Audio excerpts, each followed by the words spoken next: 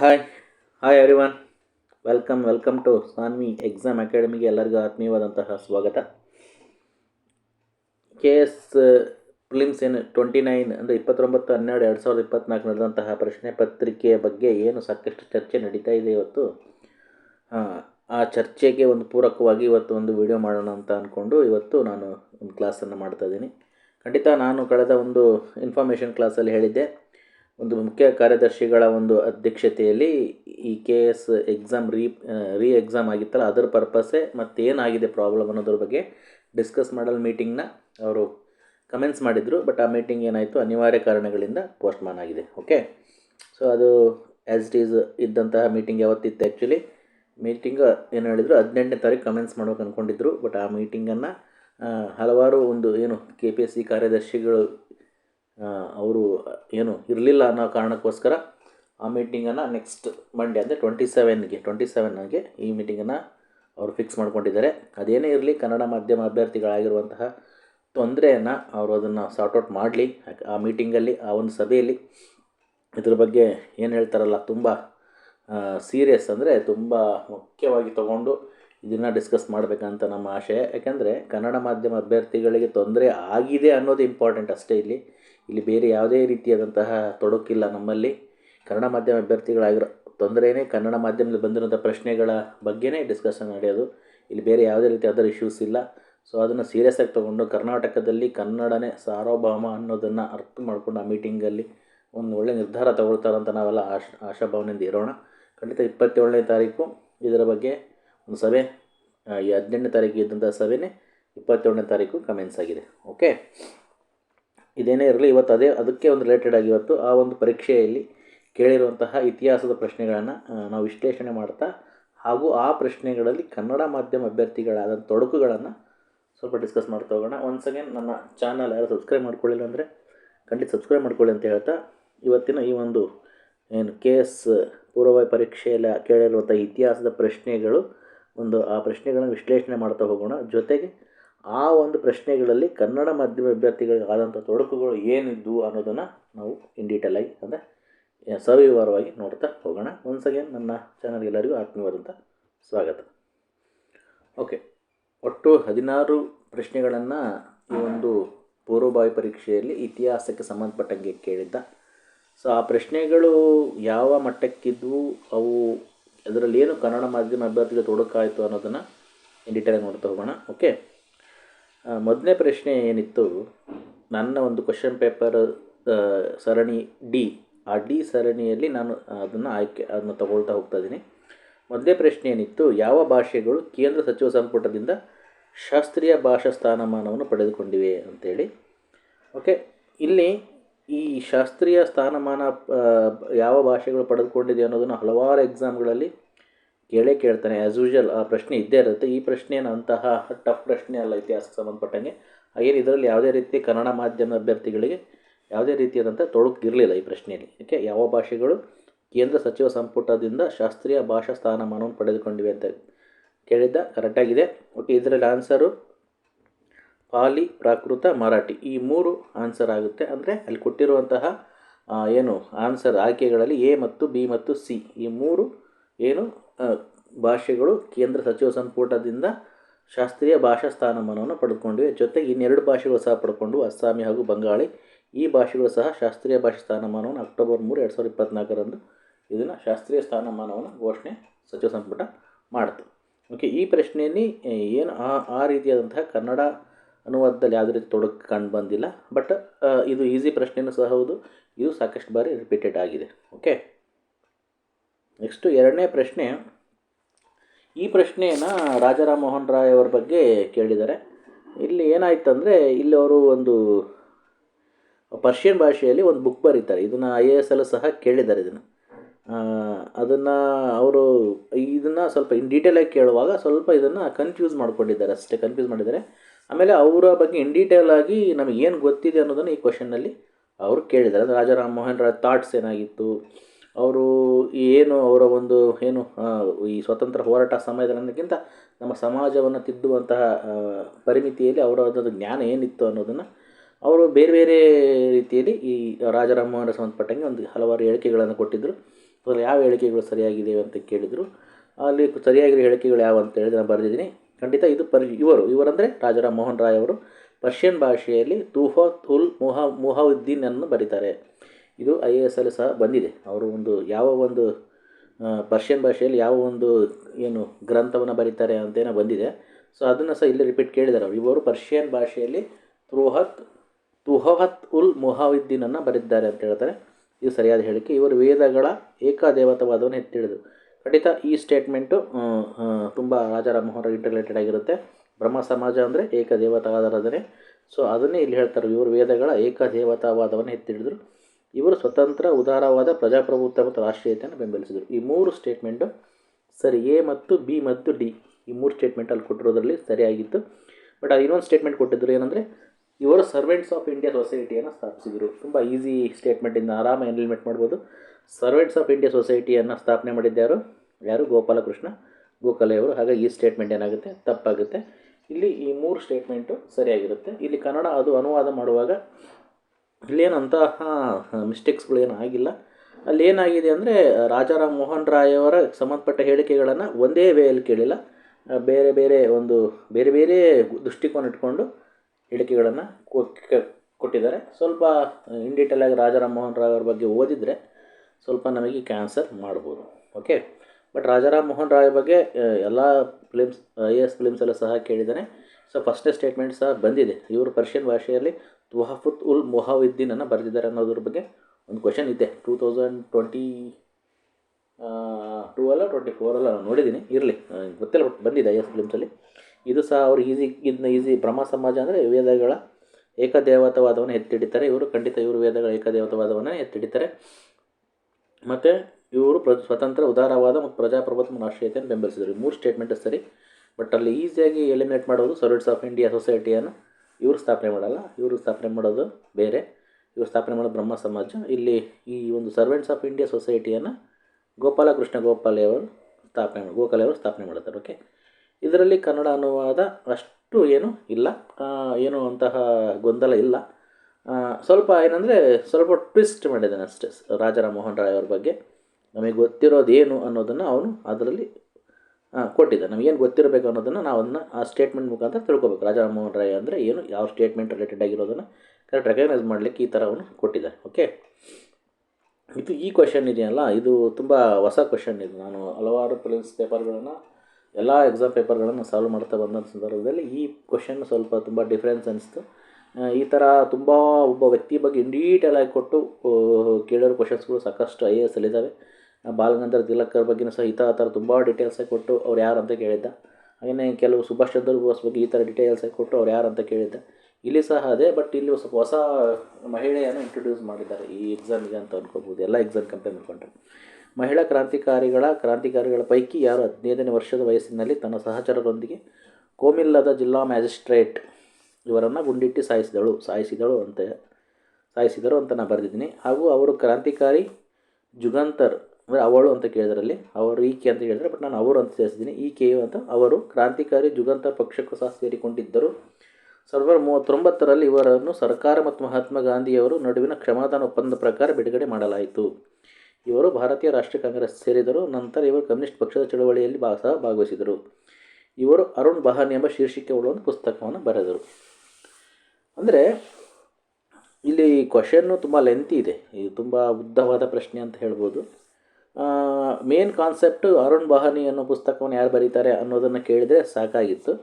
But ಇಲ್ಲಿ ಅವರು ಇನ್ ಡೀಟೇಲಾಗಿ ಅವರ ಒಂದು ಪೂರ್ವಪರವನ್ನು ಈ ಕ್ವಶನ್ನಲ್ಲಿ ಹೇಳಿದ್ದಾರೆ. ಅವರು 15 ವರ್ಷದಲ್ಲೇ ಕ್ರಾಂತಿಕಾರಿಗಳಾಗ್ತಾರೆ. ಅವರೊಬ್ಬ ಜಿಲ್ಲಾ ಮ್ಯಾಜಿಸ್ಟ್ರೇಟ್ನ ಗುಂಡಿಟ್ಟು ಸಾಯಿಸ್ತಾರೆ. ಅವರು ಒಂದು ಜುಗಂತರ್ ಅಂತ ಪಕ್ಷ ಸಹ ಸೇರಿಕೊಳ್ತಾರೆ. 1930ರಲ್ಲಿ ಸರ್ಕಾರ ಮತ್ತು ಮಹಾತ್ಮ ನಡುವೆ ಒಂದು ಕ್ಷಮಾದಾನ ಒಪ್ಪಂದ ಪ್ರಕಾರ ಬಿಡುಗಡೆ ಆಗ್ತಾರೆ. ನಂತರ ಕಾಂಗ್ರೆಸ್ ಸೇರ್ತಾರೆ. ಅವ್ರು ನೆಕ್ಸ್ಟ್ ಕಮ್ಯುನಿಸ್ಟ್ ಚಳವಳಿ ಸಹ ಭಾಗವಹಿಸ್ತಾರೆ. ಈ ಥರ ಎಲ್ಲ ಅಂದರೆ ಅವ್ರ ಬಗ್ಗೆ ನಾವು ಇನ್ ಡೀಟೇಲ್ ಗೊತ್ತಿದ್ದರೆ ಅವ್ರು ಯಾರು ಅಂತೇಳಿ ನಾವು ಬರೀಬೋದು ಅನ್ನೋದಕ್ಕೋಸ್ಕರ ಈ ಥರ ಕೇಳಿದ್ದಾನೆ. ಇಲ್ಲಿ ಅರುಣ್ ಬಹಾನಿ ಎಂಬ ಶೀರ್ಷಿಕೆ ಒಂದು ಪುಸ್ತಕವನ್ನು ಸಹ ಬರೀತಾರೆ. ಸೊ ಇವರು ಯಾರಲ್ಲ, ಶಾಂತಿ ಘೋಷ್ ಕಮ್ಯುನಿಸ್ಟ್ ಅಂದ ತಕ್ಷಣ ನೆನಪಾಗೋದು ಎಸ್ಪೆಷಲಿ ಪಶ್ಚಿಮ ಬಂಗಾಳ. ಈ ಪಶ್ಚಿಮ ಬಂಗಾಳ ಅಂದ ತಕ್ಷಣ ಕಮ್ಯುನಿಸ್ಟ್ ಪಕ್ಷಗಳು ಅಲ್ಲಿ ಆಲ್ಮೋಸ್ಟ್ ಕಮ್ಯುನಿಸ್ಟ್ ತಾಳಿದ್ದೇ ಅಲ್ಲಿ. ಸೊ ಇಲ್ಲಿ ಸ್ವಲ್ಪ ಇದನ್ನು ನಾವು ಈ ಹೆಸರನ್ನು ನಾವು ಕೇಳಿರಲಿಕ್ಕಿಲ್ಲ. ಆಲ್ಮೋಸ್ಟ್ ಎಲ್ಲ ಆಸ್ಪರೆಂಟ್ಸ್ಗೆ ಹೊಸ ಹೆಸರೇ ಇದು, ಶಾಂತಿ ಘೋಷ್ ಅಂತೇಳಿ. ಶಾಂತಿ ಘೋಷ್ ಇವರು ಚಿತ್ತರಂಜನ್ ದಾಸ್ ಇದರಲ್ಲ ಅವರ ಒಬ್ಬ ಪತ್ನಿ, ಚಿತ್ತರಂಜನ್ ದಾಸರ ಪತ್ನಿ. ಚಿತ್ತರಂಜನ್ ದಾಸ್ ಬಗ್ಗೆ ನಾವು ಇಷ್ಟು ಓದಿರ್ತೀವಿ. ಅವರ ಪತ್ನಿ ಶಾಂತಿ ಘೋಷ್ 1942ರಲ್ಲಿ ವಿವಾಹ ಆಗ್ತಾರೆ. ಇವರು ಪಶ್ಚಿಮ ಬಂಗಾಳ ರಾಜ್ಯದವರು. ಇವರು ವಿಧಾನಸಭೆ ಸದಸ್ಯರಾಗಿ ಕೆಲಸವನ್ನು 1952ರಿಂದ 1968ರವರೆಗೆ ಪಶ್ಚಿಮ ಬಂಗಾಳ ವಿಧಾನಸಭೆಯಲ್ಲಿ MLA ಆಗಿ ಕೆಲಸ ಮಾಡ್ತಾರೆ. ಓಕೆ, ಶಾಂತಿ ಘೋಷ್. ಇದು ಸ್ವಲ್ಪ ಹೊಸ ಕ್ವಶನ್ನೇ.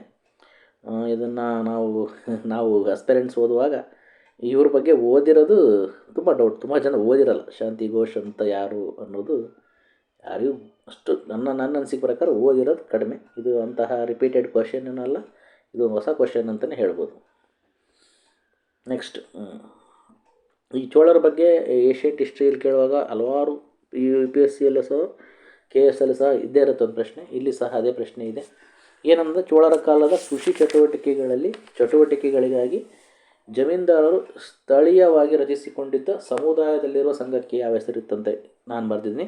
ಬಟ್ ಅಲ್ಲಿ ಕ್ವಶನ್ ಏನು ಕೇಳಿದ್ರೆ ಸಾಮುದಾಯಿಕ ಅಂತ ಕೇಳಿದ್ದಾನೆ. ಅಂದರೆ ಈ ಸಾಮುದಾಯಿಕ ಅನ್ನೋ ವರ್ಡು ಅಷ್ಟು ಸೂಟ್ ಆಗಲ್ಲ ಇಲ್ಲಿ. ಸಾಮುದಾಯಿಕ ಅಂತ ಕೇಳಿದ್ದೀನಿ. ಸರ್, ಕನ್ನಡ ಮಾಧ್ಯಮ ಅಭ್ಯರ್ಥಿಗಳಿಗೆ ಇದು ಸ್ವಲ್ಪ ಏನಾಗುತ್ತೆ, ಗೊಂದಲ ಆಗುತ್ತೆ. ಸಾಮುದಾಯಿಕ ಅಲ್ಲ, ಸಮುದಾಯ. ಸ್ವಲ್ಪ ಅವರು ವ್ಯತ್ಯಾಸ ಮಾಡಬೇಕಾಗಿತ್ತು. ಇರಲಿ, ಸಣ್ಣ ಒಂದು ಮಿಸ್ಟೇಕ್ ಇದು. ಚೋಳರ ಕಾಲದಲ್ಲಿ ಕೃಷಿ ಚಟುವಟಿಕೆಗಳಿಗಾಗಿ ಜಮೀನ್ದಾರರು ಸ್ಥಳೀಯವಾಗಿ ರಚಿಸಿಕೊಂಡಿದ್ದ ಸಾಮುದಾಯಿಕ ಅಲ್ಲ, ಸಮುದಾಯದಲ್ಲಿರುವ ಸಂಘಕ್ಕೆ ಯಾವ ಹೆಸರಿತ್ತು? ಅವರ ಸಮುದಾಯದಲ್ಲಿರುವ ಸಂಘಕ್ಕೆ ಯಾವ ಹೆಸರಿತ್ತು ಅಂತೇಳಿ. ಬಟ್ ಕೀ ಆನ್ಸರ್ಲಿ ಕೊಟ್ಟಿದ್ದಾನೆ ಚಿಟ್ಟರ ಮೇಲಿ ಅಂತ ಕೊಟ್ಟಿದ್ದಾನೆ. ಬಟ್ ಚಿಟ್ಟರ ಮೇಲಿ ರಾಂಗು ಆನ್ಸರ್. ಬಟ್ ಅಲಂ ಗನಂ. ಓಕೆ, ಇದನ್ನು ನೀವು ಅಬ್ಜೆಕ್ಷನ್ ಹಾಕೋಬೋದು. ಈ ಕ್ವಶನ್ಗೆ ಅಬ್ಜೆಕ್ಷನ್ ಹಾಕೋಬೋದು. ಅಲಂ ಗನಂ ಯಾರು ಆನ್ಸರ್ ಮಾಡಿದರೆ ಅಬ್ಜೆಕ್ಷನ್ ಹಾಕೋಬೋದು. ಬಟ್ ಕೀ ಆನ್ಸರ್ಲಿ ಅವನು ಚಿಟ್ಟರ ಮೇರೆಲಿ ಅಂತ ಕೊಟ್ಟಿದ್ದಾನೆ. ಚಿಟ್ಟರ ಮೇರೆಲಿ ಅಲ್ಲ, ಆ ಒಂದು ಸಂಘಕ್ಕೆ ಅಲಂ ಗನಂ ಅಂತ ಕರೀತಾ ಇದ್ದರು. ಕೀ ಆನ್ಸರ್ ಇದು ಕೊಟ್ಟಿದ್ದಾನೆ, ಇದು ರಾಂಗು. ಇರಲಿ. ಚಿಟ್ಟರ ಮೇರೆಲಿ ಅಂದರೆ ಚಿಟ್ಟರ ಮೇಲಿ ಅಂದರೆ ತಮಿಳು ದೇವಾಲಯಗಳಿಗೆ ಸಂಬಂಧಿಸಿದ ಹೆಸರು. ಚಿಟ್ಟರ ಮೇಲಿ ಅಂದರೆ ತಮಿಳು ದೇವಾಲಯಗಳು ರಿಲೇಟೆಡ್ ಆಗಿರೋ ಒಂದು ಹೆಸರು ಚಿಟ್ಟರ ಮೇಲಿ ಅಂತ ಕರೀತಾರೆ. ಅಲಂ ಗನಂ ಅಂದರೆ ಚೋಳರ ಕಾಲದಲ್ಲಿ ಕೃಷಿ ಚಟುವಟಿಕೆಗಳಿಗಾಗಿ ಜಮೀನ್ದಾರರು ಸ್ಥಳೀಯವಾಗಿ ರಚಿಸಿಕೊಂಡಿದ್ದಂತಹ ಸಮುದಾಯದಲ್ಲಿರುವಂತಹ ಸಂಘ ಆಗಿತ್ತು. ಆ ಸಂಘದ ಹೆಸರು ಅಲಂ ಗನಂ ಆಗಿತ್ತು. ಓಕೆ, ಈ ಆನ್ಸರ್ ಕೊಟ್ಟಿದ್ದೀನಿ. ಕೀ ಆನ್ಸರ್ ಚಿಟ್ಟರ ಮೇಲಿ ಅಂತೇಳಿ, ಇದು ರಾಂಗ್. ಅಬ್ಜೆಕ್ಷನ್ ಹಾಕೋಬೋದು. ನೆಕ್ಸ್ಟ್ ಅಲ್ಲಿ ಇನ್ನೊಂದು ಕೆಲವು ಪದಗಳಿದ್ದು ಚೋಳರ ಕಾಲದ್ದು. ನಾನ್ ದೇಸಿ ಅಂದರೆ ಹೊರ ಪ್ರದೇಶದಿಂದ ಬಂದಂತಹ ವ್ಯಾಪಾರಿಗಳ ಸಂಘವನ್ನು ಹೀಗೆ ಕರೀತಾ ಇದ್ದರು. ಅಥವಾ ಹೊಯ್ಸಳರ ಕಾಲದಲ್ಲಿ ಇದ್ದಂತಹ ವ್ಯಾಪಾರ ಸಂಘಗಳು. ಇದು ಒಂದು ಸಂಸ್ಕೃತ ಪದ ಆಗಿತ್ತು. ನೆಕ್ಸ್ಟ್, ಐನೂರು ವಾರ್ ಅಂತ ಕೊಟ್ಟಿದ್ದಾನೆ. 500 ವಾರ್ ಅಂದರೆ ಮಧ್ಯಕಾಲದ ಭಾರತದ ವ್ಯಾಪಾರಿಗಳ ಸಂಘ. ಇದು 8ನೇ 13ನೇ ಶತಮಾನದಲ್ಲಿ ಕರ್ನಾಟಕದಲ್ಲಿ ಇದ್ದಂತಹ ಮಧ್ಯಕಾಲದ ವ್ಯಾಪಾರಿಗಳ ಗುಂಪು. ಇವರನ್ನು ಮಣಿಗ್ರಾಮಂ ಅಂತ ಸಹ ಇತರ ಹೆಸರಿಂದ ಕರೀತಾ ಇದ್ದರು. 500 ವಾರ್ ಅಂತೆ. ಓಕೆ, 500 ವಾರ್, 500 ಅನ್ನೋ ಈ ವರ್ಡ್ಗಳು ನಮ್ಮ ಕನ್ನಡದಲ್ಲಿ ಈಗಲೂ ಬಳಸ್ತಾರೆ. 500 ವಾರ್ ಎಲ್ಲ ಜಮೀನ್ದಾರ್ ರಿಲೇಟೆಡ್ ಆಗಿರೋ ವರ್ಡ್ಗಳು ಅಥವಾ ವ್ಯಾಪಾರಿಗಳಿಗೆ ರಿಲೇಟೆಡ್ ಆಗಿರೋ ಒಂದು ವರ್ಡ್ಗಳು. ಓಕೆ, ಬಟ್ ಚೋಳಾಸ್ ಬಗ್ಗೆ ಆಲ್ಮೋಸ್ಟ್ UPSCಲಿ ಒಂದು ಕ್ವಶನ್ ಇದ್ದೇ ಇರುತ್ತೆ. ಬಟ್ KSಲ್ಲಿ ಇರುತ್ತೆ. ಬಟ್ ಇದು ಸ್ವಲ್ಪ ಇನ್ ಡೀಟೇಲ್ ಕ್ವಶನ್ ಅಂತಲೇ ಹೇಳ್ಬೋದು. ಬಟ್ ಇದೇನು ಅಂತ ಟಫ್ ಕ್ವಶನ್ ಏನಲ್ಲ. ಸ್ವಲ್ಪ ಚೋಳರ ಬಗ್ಗೆ ಓದುವಾಗ ಇದನ್ನು ಆನ್ಸರ್ ಮಾಡಿರ್ತಾರೆ ಅಂತ ಅಂದ್ಕೊಳ್ತೀನಿ. ನೆಕ್ಸ್ಟ್, 5ನೇ ಪ್ರಶ್ನೆ. ಯಾವ ಬೌದ್ಧ ಸಮ್ಮೇಳನದಲ್ಲಿ ಬೌದ್ಧರ 2 ಗುಂಪುಗಳಾದ ಮಹಾಯಾನ ಮತ್ತು ಹೀನಯಾನ ಎಂದು ಮಾನ್ಯತೆ ದೊರಕಿತು? ಇದು ತುಂಬ ಈಸಿ ಕ್ವಶನು, ಸಾಕಷ್ಟು ಬಾರಿ ರಿಪೀಟೆಡ್ ಆಗಿದೆ. ಇದು ಈಸಿ ಕ್ವಶನ್ ಅಂತ ನಾನು ಡಿಕ್ಲೇರ್ ಮಾಡ್ತೀನಿ. ಇದು ಈಸಿ ಕ್ವಶನ್ನೇ, ಸಾಕಷ್ಟು ಬಾರಿ ಎಕ್ಸಾಮಲ್ಲಿ ರಿಪೀಟೆಡ್ ಆಗಿದೆ. ಸೊ ಮಹಾಯಾನ ಮತ್ತು ಹೀನಯಾನ ಪಂಥ ಹುಟ್ಟಿದ್ದೆ 4ನೇ ಬೌದ್ಧ ಸಮ್ಮೇಳನದಲ್ಲಿ. ಸೊ ಇಲ್ಲಿ ಗುಂಪುಗಳನ್ನು ಬದಲಿ ಪಂಥ ಅಂತ ಕೇಳಬೇಕಾಗಿತ್ತು. ಇಲ್ಲಿ ಸ್ವಲ್ಪ ಗೊಂದಲ ಆಗುತ್ತೆ. ಮಹಾಯಾನ ಪಂಥ, ಹೀನಯಾನ ಪಂಥ ಅಂತ ವರ್ಡ್ ಬಳಸಿದ್ರೆ ಸ್ವಲ್ಪ ಈ ಕ್ವಶನಿಗೆ ಒಂದು ಕ್ವಾಲಿಟಿನೆಸ್ ಇರುತ್ತಿತ್ತು. ಇರಲಿ. ಯಾವ ಬೌದ್ಧ ಸಮ್ಮೇಳನದಲ್ಲಿ ಬೌದ್ಧರ 2 ಗುಂಪುಗಳಾದಂತ ಕೇಳಿದರೆ, ಗುಂಪುಗಳ ಬದಲು 2 ಪಂಥಗಳಾದಂತ ಕೇಳಿದರೆ ಚೆನ್ನಾಗಿತ್ತು. ಗುಂಪುಗಳಿಗೆ ಅಥವಾ ಗುಂಪುಗಳಾದ ಮಹಾಯಾನ ಮತ್ತು ಹೀನಯಾನ ಎಂದು ಮಾನ್ಯತೆ ದೊರಕಿತ್ತು ಅಂತ ಕೇಳಿದ್ದಾನೆ. ಸೊ ಆನ್ಸರ್ 4ನೇ ಬೌದ್ಧ ಸಮ್ಮೇಳನ. 4ನೇ ಬೌದ್ಧ ಸಮ್ಮೇಳನದಲ್ಲಿ 2 ಪಂಥಗಳಾಗಿ ಬೌದ್ಧ ಧರ್ಮ ಏನಾಯಿತು, ಡಿವೈಡ್ ಆಯಿತು. 4ನೇ ಬೌದ್ಧ ಸಮ್ಮೇಳನದಲ್ಲಿ ಕ್ರಿಸ್ತಶಕ 72ರಲ್ಲಿ ಈ ಬೌದ್ಧ ಸಮ್ಮೇಳನ ಕಾಶ್ಮೀರದ ಕುಂಡಲವನದಲ್ಲಿ ಆಯೋಜಿಸ್ತಿರ್ತಾರೆ. ಕುಶಾಣ ರಾಜ ಕನಿಷ್ಕ ಈ ಸಮ್ಮೇಳನದ ಆಯೋಜಕನಾಗಿರ್ತಾನೆ. ಖಂಡಿತ ವಸಮಿತ್ರ ಈ ಸಮ್ಮೇಳನ ಅಧ್ಯಕ್ಷತೆ ವಹಿಸಿರ್ತಾನೆ. ಅಶ್ವಘೋಷಣ ಡೈರೆಕ್ಷನಲ್ಲಿ ಈ ಸಮ್ಮೇಳನ ನಡೆಯುತ್ತೆ. ಓಕೆ, ಆ 4 ಬೌದ್ಧ ಸಮ್ಮೇಳನ ಬಗ್ಗೆ ಸ್ವಲ್ಪ ಇನ್ ಡೀಟೇಲ್ ನಾವು ಎಕ್ಸಾಮ್ಗೆ ಓದೇ ಇರ್ತೀವಿ. ಓಕೆ, ಇನ್ನು ಈ 6ನೇ ಪ್ರಶ್ನೆ. ಈ ಪ್ರಶ್ನೆನೇ ಸ್ವಲ್ಪ ಕನ್ನಡ ಮಾಧ್ಯಮ ಅಭ್ಯರ್ಥಿಗಳಿಗೆ ಸ್ವಲ್ಪ ಗೊಂದಲವನ್ನು ಮಾಡಿರೋದು. ನಾನು ಸರಿಯಾಗಿ ಬರೆದಿದ್ದೀನಿ ಇಲ್ಲಿ, ಬಟ್ ನಾನು ಓದಿ ಹೇಳ್ತೀನಿ ತಪ್ಪೇನಂತೇಳಿ. ಸೊ ಅಶೋಕನ ಶಾಸನಗಳಿಗೆ ಸಂಬಂಧಪಟ್ಟಂತೆ ಮುಂದಿನ ಹೇಳಿಕೆಗಳನ್ನು ಪರಿಗಣಿಸಿ ಸರಿಯಾದ ಉತ್ತರವನ್ನು ಆಯ್ಕೆ ಮಾಡಿ ಅಂತ ಕೇಳಿದ್ದಾನೆ. ಬಟ್ ಕೊಟ್ಟಿರೋದ್ರಲ್ಲಿ ಎಲ್ಲ ಸ್ಟೇಟ್ಮೆಂಟು ಸರಿ, ಇದಕ್ಕೆ ಆನ್ಸರು ಎಲ್ಲ ಸ್ಟೇಟ್ಮೆಂಟು ಸರಿ. ಏನು ಮಾಡಿದ್ದಾನೆ ಅಂದರೆ ಅವನು ಈ ಹಲವಾರು ಎಕ್ಸಾಮ್ಗಳಲ್ಲಿ ಏನು ಕೇಳ್ತಿದ್ದ, ಅಶೋಕನ ಶಾಸನಗಳು ಎಲ್ಲಿ ಕಂಡು ಬರ್ತವೆ, ಅಶೋಕನ ಶಾಸನಗಳು ಯಾವ ಯಾವ ಸ್ಥಳದಲ್ಲಿದ್ದಾವೆ, ಯಾವ ರಾಜ್ಯಕ್ಕೆ ಸಂಬಂಧಪಟ್ಟಿದ್ದಾವೆ ಆ ಸ್ಥಳಗಳು, ಮತ್ತು ಅಶೋಕನ ಶಾಸನಗಳು ಬಳಸಿರೋ ಭಾಷೆ ಯಾವುದು, ಈ ಥರ ಎಲ್ಲ ಕೇಳ್ತಾ ಇದ್ದು. ಈ ಸಲ ಏನು ಮಾಡಿಬಿಟ್ಟಿದ್ದಾನೆ, ಓವರ್ ಟಫ್ನೆಸ್, ಅಂದರೆ ಆ ಶಾಸನದಲ್ಲಿರೋ ಮ್ಯಾಟ್ರ್, ಅಂದರೆ ಆ ಶಾಸನದಲ್ಲಿ ಯಾವ ಶಾಸನ ಯಾವ ವಿಷಯ ಇತ್ತು ಅನ್ನೋದನ್ನು ಕೇಳಿದ. ಸ್ವಲ್ಪ ಇದು ಡಿಫಿಕಲ್ಟ್ ಮಾಡಿದ್ದಾನೆ. ಡಿಫಿಕಲ್ಟ್ ಮಾಡೋಕ್ಕೆ ಹೋಗಿ ಸ್ವಲ್ಪ ಕನ್ನಡ ಮಾಧ್ಯಮ ಅಭ್ಯರ್ಥಿಗಳಿಗೆ ತಲೆಗೆ ತಂದಿದ್ದಾನೆ. ಏನು ಮಾಡಿದ್ದಾನಪ್ಪ ಅಂದರೆ, ಇವನು ಮೊದಲೇ ಸ್ಟೇಟ್ಮೆಂಟ್ ಏನು ಕೊಡ್ತಾನೆ, ಅಲ್ಲಿ ಓದ್ತೀನಿ ನೋಡಿ. 3ನೇ ಶಿಲಾಶಾಸನವು ಧಮ್ಮದ ಬಗ್ಗೆ ಜನರಿಗೆ ಬೋಧನೆ ನೀಡಲು ಪ್ರತಿ 5 ವರ್ಷಗಳಿಗೊಮ್ಮೆ ಪ್ರವಾಸದ ಮೇಲೆ ಹೋಗುವ ಅಧಿಕಾರಿಗಳನ್ನು ಉಲ್ಲೇಖಿಸುತ್ತದೆ ಅಂತ ಹೇಳಿದನು. ಇರಲಿ, 3ನೇ ಶಿಲಾಶಾಸನವು ಅದು ಹಲವಾರು ಮೇಜರ್ ಎಡಿಟ್ಸ್ ಇದ್ದಾವೆ, ಮೈನರ್ ಎಡಿಟ್ಸ್ ಇದ್ದಾವೆ. ಅಲ್ಲಿ ಏನಾಗುತ್ತಂದರೆ ಜನಗಳು, ನಾವು ಅಷ್ಟು ಅಭ್ಯರ್ಥಿಗಳಿಗೆ ಈ ಶಾಸನಗಳಲ್ಲಿ ಈ ಮೇಜರ್ ಅಂದರೆ ಮುಖ್ಯ ಶಾಸನಗಳು ಮತ್ತು ಸಣ್ಣ ಪುಟ್ಟ ಸಾಕಷ್ಟು ಇದಾವೆ ಅವೆಲ್ಲ.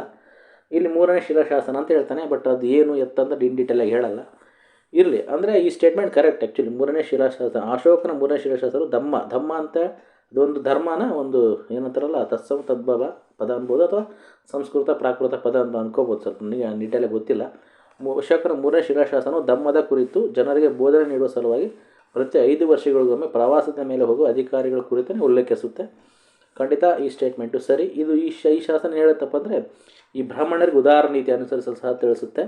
ಈ ಶಾಸನ ಕೋಪ, ಅಹಿಂಸೆ, ಅಸೂಯೆ ಹಾಗೂ ಕ್ರೌರ್ಯ ಇವುಗಳನ್ನು ನಿಯಂತ್ರಿಸುವ ಶಾಸನ ಜನರಿಗೆ ಹೇಳುತ್ತೆ ಅಂತ ಹೇಳುತ್ತೆ. ಧಮ್ಮ ಎಂಬುದು ಧರ್ಮದ ಪ್ರಾಕೃತ ಪದವಾಗಿದೆ. ಇದು ಒಂದು ಧಮ್ಮ ನೀತಿ ನಿರೂಪಣೆಯಾಗಿದೆ ಅಂತ ಈ ಶಾಸನ ಇನ್ ಡೀಟೇಲ್ಸ್. ಅಂದರೆ ಈ ಸ್ಟೇಟ್ಮೆಂಟ್ ಪ್ರಕಾರ ಸರಿ. ಅಂದರೆ ಅಶೋಕನ 3ನೇ ಶಿಲಾಶಾಸನ ಏನು ಹೇಳುತ್ತೆ, ಈ ಧಮ್ಮದ ಒಂದು ಕುರಿತು ಜನರಿಗೆ ಬೋಧನೆ ನೀಡಲು, ಧಮ್ಮದ ಬಗ್ಗೆ ಅಂತ ಹೇಳಿದ್ರೆ ಜನರ ಕುರಿತು ಅನ್ಕೊಬೋದು ಸಲುವಾಗಿ ಪ್ರತಿ 5 ವರ್ಷಗಳಿಗೊಮ್ಮೆ ಪ್ರವಾಸದ ಮೇಲೆ ಹೋಗುವ ಅಧಿಕಾರಿಗಳನ್ನು ಉಲ್ಲೇಖಿಸಿ ಈ ಸ್ಟೇಟ್ಮೆಂಟು ಸರಿ. ಇನ್ನು 2ನೇ ಸ್ಟೇಟ್ಮೆಂಟ್ ಸಹ ಏನು ಹೇಳಿದಾನೆ ಅಲ್ಲಿ ಕೊಟ್ಟಿರೋದ್ರಲ್ಲಿ, ರುಮಿಂಡೈ ಶಾಸನದಲ್ಲಿ ತಿಳಿಸಿರುವಂತೆ ಲುಂಬಿನಿ ಗ್ರಾಮದ ಜನರು ತೆರಿಗೆಯ ವಿನಾಯಿತಿಯನ್ನು ಪಡೆದರು. ಅಂದರೆ ಇದೂ ಸಹ ಶಾಸನನೇ, ಇದು ಸಹ ಅಶೋಕನ ಶಾಸನನೇ. ಆ ಶಾಸನದಲ್ಲೇ ಬರೀತಾರೆ, ಅಲ್ಲಿನ ಜನ ತಮ್ಮ ತೆರಿಗೆಯಿಂದ ವಿನಾಯಿತಿ ಪಡೆದರು. ಅಂದರೆ ಯಾರು ಮಾಡಿದ್ರು, ಯಾರು ತೆರಿಗೆಯಿಂದ ವಿನಾಯಿತಿ ಕೊಟ್ಟರು, ಏನು ಅದೆಲ್ಲ ಗೊತ್ತಿಲ್ಲ. ಹಂಗೆ ಸ್ಟೇಟ್ಮೆಂಟ್ ಅಷ್ಟೇ. ಅದು ಅಲ್ಲಿ ಬರೆದಿದ್ದಾರೆ, ಅಶೋಕ ಶಾಸನ ಹಿಂಗೆ ಬರೆದಿದ್ದಾರಪ್ಪ ಅಷ್ಟೇನು. ರುಮೈಂಡೆ ಶಾಸನದಲ್ಲಿ ತಿಳಿಸಿರುವಂತೆ ಲುಂಬಿನಿ ಗ್ರಾಮದ ಜನ ತೆರಿಗೆಯಿಂದ ವಿನಾಯಿತಿಯನ್ನು ಪಡೆದರು ಅಷ್ಟೇ. ವಿನಾಯಿತಿಯನ್ನು ಪಡೆದರು, ವಿನಾಯಿತಿ ಕೊಟ್ಟಿರ್ಬೋದು ಅಥವಾ ವಿನಾಯಿತಿಯನ್ನು ತೊಗೊಂಡಿರ್ಬೋದು. ಬಟ್ ಏನು ಪ್ರಾಪರಾಗಿ ಹೇಳ್ಬೇಕಲ್ವಾ, ಅದನ್ನು ಈಗ ಶಾರ್ಟಾಗಿ ಕೇಳಿಬಿಟ್ರೆ ಅದು ಹೆಂಗೆ ಅರ್ಥ ಮಾಡ್ಕೋಬೇಕು ನಾವು. ಓಕೆ, ಶಾಸನದಲ್ಲಿ ಇತ್ತಪ್ಪ ಅದೇ ಬರೆದಿದ್ದೀವಿ ಅಂತ ಹೇಳ್ಬೋದು ಅವರು. ಬಟ್ ಅಲ್ಲಿ ಏನಕ್ಕೆ ಅಂದರೆ ಇನ್ ಡೀಟೇಲ್ ನಮಗೆ ಗೊತ್ತಿರಬೇಕು. ಆ ಶಾಸನ ಬುದ್ಧನ ಜನ್ಮಸ್ಥಳವಾದ ಲುಂಬಿನಿಯಲ್ಲಿ ಇರುತ್ತೆ. ಅಲ್ಲಿ ಅಶೋಕ ಬರ್ತಾನೆ. ಅಶೋಕ ಬಂದುಬಿಟ್ಟು ಅಲ್ಲಿ ಅಶೋಕ ಬಂದಿರೋದ್ರ ಬಗ್ಗೆ ಆ ಶಾಸನ ಹೇಳುತ್ತೆ. ಈ ಥರ ಎಲ್ಲ ನಮಗೆ ಗೊತ್ತಿದ್ದರೆ ಮಾತ್ರ ಇದಕ್ಕೆ ಆನ್ಸರ್ ಮಾಡೋಕ್ಕಾಗುತ್ತಿಲ್ಲ, ಅಂದರೆ ಕಷ್ಟ, ಟಫ್ನೆಸ್ಸು ಏನು ಮಾಡೋಕ್ಕೆ ಬರೋಲ್ಲ. ಬಟ್ ರುಮೈಂಡೈ ಶಾಸನ ಎಲ್ಲಿ ಬರುತ್ತೆ ಅಂತ ಮುಖ್ಯವಾಗಿ ಗೊತ್ತಿರಬೇಕು ನಮಗೆ. ರುಮೈಂಡೈ ಅಂದರೆ ಒಂದು, ಲುಂಬಿನಿ ಶಾಸನ ಅಂದರೆ ಒಂದು ಸ್ತಂಭ ಶಾಸನ. ಅದು ರುಮೈಂಡೈ ಶಾಸನ ತಿಳಿಸಿರುವಂತೆ ಲುಂಬಿನಿ ಗ್ರಾಮದ ಜನರಿಗೆ ತೆರಿಗೆಯಿಂದ ವಿನಾಯಿತಿ ಪಡೆದರು ಅಂತ ಈ ಸ್ಟೇಟ್ಮೆಂಟ್ ಸರಿ. ಓಕೆ, ಇದನ್ನು ಲುಂಬಿನಿ ಸ್ತಂಭ ಶಾಸನವೆಂದು ಸಹ ಕರೀತಾರೆ. ಇದು ರುಮೈಂಡೈ ಸ್ತಂಭ ಶಾಸನವೆಂದು ಸಹ ಕರೀತಾರೆ. ಇದು ನೇಪಾಳ ದೇಶದಲ್ಲಿದೆ. ಲುಂಬಿನಿ ಬುದ್ಧನ ಜನ್ಮಸ್ಥಳವಾಗಿದ್ದು ಇಲ್ಲಿ ಅಶೋಕ ಬಂದಿದ್ದಾನೆಂದು ಈ ಶಾಸನ ತಿಳಿಸುತ್ತೆ. ಅಶೋಕ ಸಹ ಅಲ್ಲಿಗೆ ಹೋಗಿರ್ತಾನೆ. ಅಲ್ಲದೆ ಬುದ್ಧನ ಜನ್ಮಸ್ಥಳವನ್ನು ಗುರುತಿಸಲು ಹಾಗೂ ಅವನು ಅಲ್ಲಿ ಸ್ತಂಭ ಶಾಸನ ರಚಿಸ್ತಾನೆ ಎಂದು ಹೇಳಲಾಗುತ್ತೆ. ಈ ಶಾಸನದಲ್ಲಿ ಬುದ್ಧನನ್ನು ಸಾಕ್ಯಮುನಿ ಅಂತ ಗುರುತಿಸಲಾಗುತ್ತೆ. ಸಕ್ಯಮುನಿ, ತಥಾಗತ, ಸಕ್ಯಮುನಿ, ಇವು ಬುದ್ಧನ ಇನ್ನೊಂದು ಹೆಸರು. ಮಾಸ್ಟರ್ IAS ಫಿಲ್ಮ್ಸಲ್ಲಿ ಸಹ ಕೇಳಿದ್ದ. ಅಂದರೆ ಇಲ್ಲಿ ಸ್ವಲ್ಪ ಏನು ಕನ್ನಡ ಮಾಧ್ಯಮ ಅಭ್ಯರ್ಥಿಗಳಿಗೆ ಗೊಂದಲಪ್ಪ ಅಂದರೆ, ಅವನು ರುಮೈಂಡೈ ಶಾಸನ ತಿಳಿಸಿರುವಂತೆ ಲುಂಬಿನಿ ಗ್ರಾಮ ಜನರಿಗೆ ತೆರಿಗೆ ವಿನಾಯಿತಿಯನ್ನು ಪಡೆದರೆ ಇಲ್ಲಿ ಈ ಸ್ಟೇಟ್ಮೆಂಟ್ ಏನಾಗುತ್ತೆ, ಸಡನ್ನಾಗಿ ಹೇಳ್ದಂಗೆ ಇದು ಹಿಂಗಾಯ್ತಪ್ಪ ಅಂದರೆ ಏನಾಯಿತು, ಹಿಂಗಾಯಿತು, ಅವು ಎಲ್ಲ ಆ ಥರ ಅಲ್ಲ. ಸ್ವಲ್ಪ ಇನ್ ಡೀಟೇಲಾಗಿ ಕೊಡಬೇಕಾಗಿತ್ತು, ಕೊಟ್ಟಿಲ್ಲ. ಬಟ್ ಟಫ್ನೆಸ್ಸಿಗೋಸ್ಕರ ಈ ಥರ ಮಾಡಿದ್ದಾನೆ. ಏನಿರಲಿ, ಎಲ್ಲ ಶಿಲಾಶಾಸನಗಳು ಏನು ಹೇಳ್ತವೆ ಅನ್ನೋದನ್ನು ಈ ಕ್ವಶನ್ನಲ್ಲಿ ಕೇಳಿದ್ದಾನೆ. ಇನ್ನು ಈ 3ನೇ ಸ್ಟೇಟ್ಮೆಂಟು ಸಹ ತುಂಬ ಕನ್ಫ್ಯೂಸ್ ಆಗಿದೆ. ಏನಿದೆ ಅಂದರೆ ಅಲ್ಲಿ ಕೊಟ್ಟರು ಹೇಳ್ತೀವಿ ನೋಡಿ, ಎಲ್ಲ ಕೊಡುಗೆಗಳಿಂದ ಅತ್ಯುತ್ತಮವಾಗಿರುವ ಧಮ್ಮದ ಕೊಡುಗೆಯನ್ನು 12ನೇ ಶಿಲಾಶಾಸನವು ಉಲ್ಲೇಖಿಸುತ್ತದೆ. ಏನು ಎಲ್ಲ ಕೊಡುಗೆಗಳು? ಇದು ನಮಗೆ ಪ್ರಾಪರಾಗಿ ಇಂದಿನ ಒಂದು ಸತ್ಯ, ಇಂದಿನ ಅಂಶ ಗೊತ್ತಿದ್ದರೆ ಮಾತ್ರ ಈ ಸ್ಟೇಟ್ಮೆಂಟು ನಮಗೆ ಸರಿ ಅನಿಸುತ್ತೆ. ಎಲ್ಲ ಕೊಡುಗೆಗಳಂದ್ರೇನು, ಎಲ್ಲ ಕೊಡುಗೆಗಳಿಂದ ಅತ್ಯುತ್ತಮವಾಗಿರೋ ಧಮ್ಮದ ಕೊಡುಗೆ ಅಂದ್ರೇನು? ಅಂದರೆ ಅಶೋಕನ ಶಿಲಾಶಾಸನಗಳು ಬೇರೆ ಬೇರೆ ರೀತಿಯಲ್ಲಿ ಬೇರೆ ಬೇರೆ ಕಡೆ ಬೇರೆ ಬೇರೆ ರೀತಿಯಲ್ಲಿ ಹೇಳ್ತವೆ.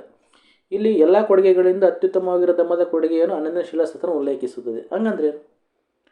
ಆ್ಯಕ್ಚುಲಿ ಹಂಗೆ ಕೂಡ ಬದ್ದಿ ಅಶೋಕನ 12ನೇ ಶಿಲಾಶಾಸನವು ಧಮ್ಮದ ಅತ್ಯುತ್ತಮವಾಗಿರೋ ಎಲ್ಲ ವಿಷಯಗಳನ್ನು ಹಾಗೂ ಕೊಡುಗೆಗಳನ್ನು ಉಲ್ಲೇಖಿಸುತ್ತದೆ. ಅಂದರೆ ಏನಾರು ಹೇಳ್ಬೋದು. ಇಲ್ಲಿ ಎಲ್ಲ ಕೊಡುಗೆಗಳಿಂದ ಅತ್ಯುತ್ತಮವಾಗಿರೋ ಧಮ್ಮದ ಕೊಡುಗೆಯನ್ನು ಅನನ್ಯ ಶಿಲಾಶಾಸನ ಉಲ್ಲೇಖಿಸುತ್ತದೆ. ಏನು ಅರ್ಥ ಆಗುತ್ತೆ ಸ್ಟೇಟ್ಮೆಂಟು? ಎಲ್ಲ ಕೊಡುಗೆಗಳಿಂದ ಅತ್ಯುತ್ತಮವಾಗಿರೋ ಧಮ್ಮದ ಕೊಡುಗೆಯನ್ನು ಅನನ್ಯ ಶಿಲಾಶಾಸನ ಉಲ್ಲೇಖಿಸಿದಂತೆ. ಎಲ್ಲ ಕೊಡುಗೆಗಳಂದ್ರೆ ಯಾವುದು?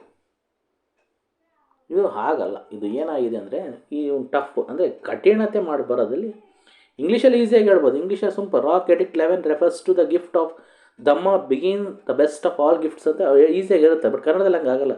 ಇನ್ನು ಕನ್ನಡದಲ್ಲಿ ಹೇಳಿದರೆ ಅಶೋಕನ 11ನೇ ಶಿಲಾಶಾಸನವು ಧಮ್ಮದ ಅತ್ಯುತ್ತಮವಾಗಿರುವಂತಹ ಎಲ್ಲ ವಿಷಯಗಳನ್ನು ಹಾಗೂ ಕೊಡೆಗಳನ್ನು ಉಲ್ಲೇಖಿಸುತ್ತದೆ. ಧಮ್ಮದ ಅತ್ಯುತ್ತಮವಾಗಿರೋ ವಿಷಯಗಳು ಯಾವುವು? ಇದು ಗೊತ್ತಿದ್ದರೆ ತಾನೇ ನಾವು ಆನ್ಸರ್ ಮಾಡೋಕ್ಕಾಗೋದು ಅಲ್ವಾ? ಇಲ್ಲಿ ಏನಂದರೆ ಅಶೋಕನ ಶಿಲಾಶಾಸನ ಧಮ್ಮದ ಬಗ್ಗೆ ಹೇಳುವಾಗ ಏನೆಲ್ಲ ಹೇಳುತ್ತೆ ಅನ್ನೋದನ್ನು ಈ ಕ್ವಶನಲ್ಲಿ ಕೇಳಬೇಕಾಗಿತ್ತು. ಬಟ್ ಶಾರ್ಟಾಗಿ ಕೇಳಿದಾಗ ಏನಾಗುತ್ತೆ, ಹಿಸ್ಟ್ರಿ ಕ್ವಶನ್ಸ್ಗಳು ಸಡನ್ನಾಗಿ ಅರ್ಥ ಆಗಲ್ಲ. ಏಕೆಂದರೆ ಈ ಅಶೋಕನ ಶಿಲಾಶಾಸನಗಳ ಬಗ್ಗೆ ನಾವು ಓದುವಾಗ ಆಲ್ಮೋಸ್ಟ್ ಶಿಲಾಶಾಸನಗಳು ಇರುವಂಥ ವಿಷಯಗಳನ್ನು ಯಾರೂ ಓದಿರಲ್ಲ, ಅಷ್ಟು ಡಿಟೇಲಾಗಿ ಯಾರೂ ಓದಿರಲ್ಲ. ಕನ್ನಡ ಅಂದರೆ KS ಫಿಲಿಮ್ಸ್ ಓದೋಂಥ ಅಭ್ಯರ್ಥಿಗಳು ಶಾಸನಗಳ ಬಗ್ಗೆ ಓದುವಾಗ ಆ ಶಾಸನದಲ್ಲಿರೋ ವಿಷಯಗಳನ್ನು ಸಹ ನಾವು ಅಷ್ಟು ಡೀಟೇಲಾಗಿ ಓದಿರಲ್ಲ. ಓದಿದ್ರು ಕೂಡ ಇವರು ಶಾರ್ಟಾಗಿ ಕೊಟ್ಟಾಗ ನಮಗೆ ಅರ್ಥನೂ ಆಗೋದಿಲ್ಲ. ಸ್ವಲ್ಪ ಈ ಕ್ವಶನ್ನು ಕನ್ನಡ ಮಾಧ್ಯಮ ಅಭ್ಯರ್ಥಿಗಳಿಗೆ ಸ್ವಲ್ಪ ಗೊಂದಲ ಇದೆ ಅಂತ ನಾನು ಹೇಳೋಕ್ಕೆ ಇಷ್ಟಪಡ್ತೀನಿ. ಖಂಡಿತ ಅಶೋಕನ ಶಿಲಾಶಾಸನವು ಧಮ್ಮದ ಅತ್ಯುತ್ತಮವಾಗಿರೋ ಎಲ್ಲ ವಿಷಯಗಳನ್ನು ಹಾಗೂ ಕೊಡುಗೆಗಳನ್ನು ಉಲ್ಲೇಖಿಸಿದೆ ಅಂತ ಕೊಟ್ಟಿದ್ದು ಚೆನ್ನಾಗಿತ್ತು. ಅಲ್ಲಿ ಕೊಟ್ಟಿರೋದನ್ನು ಎಲ್ಲ ಕೊಡುಗೆಗಳಿಂದ ಅತ್ಯುತ್ತಮವಾಗಿರುವ ಧಮ್ಮದ ಕೊಡುಗೆಯನ್ನು ಅನನ್ಯ ಶಿಲಾಶಾಸನ ಉಲ್ಲೇಖಿಸುತ್ತದೆ ಅಂತ ಹೇಳಿ. ಓಕೆ, ಇದೇ ಕರೆಕ್ಟು. ಎಲ್ಲ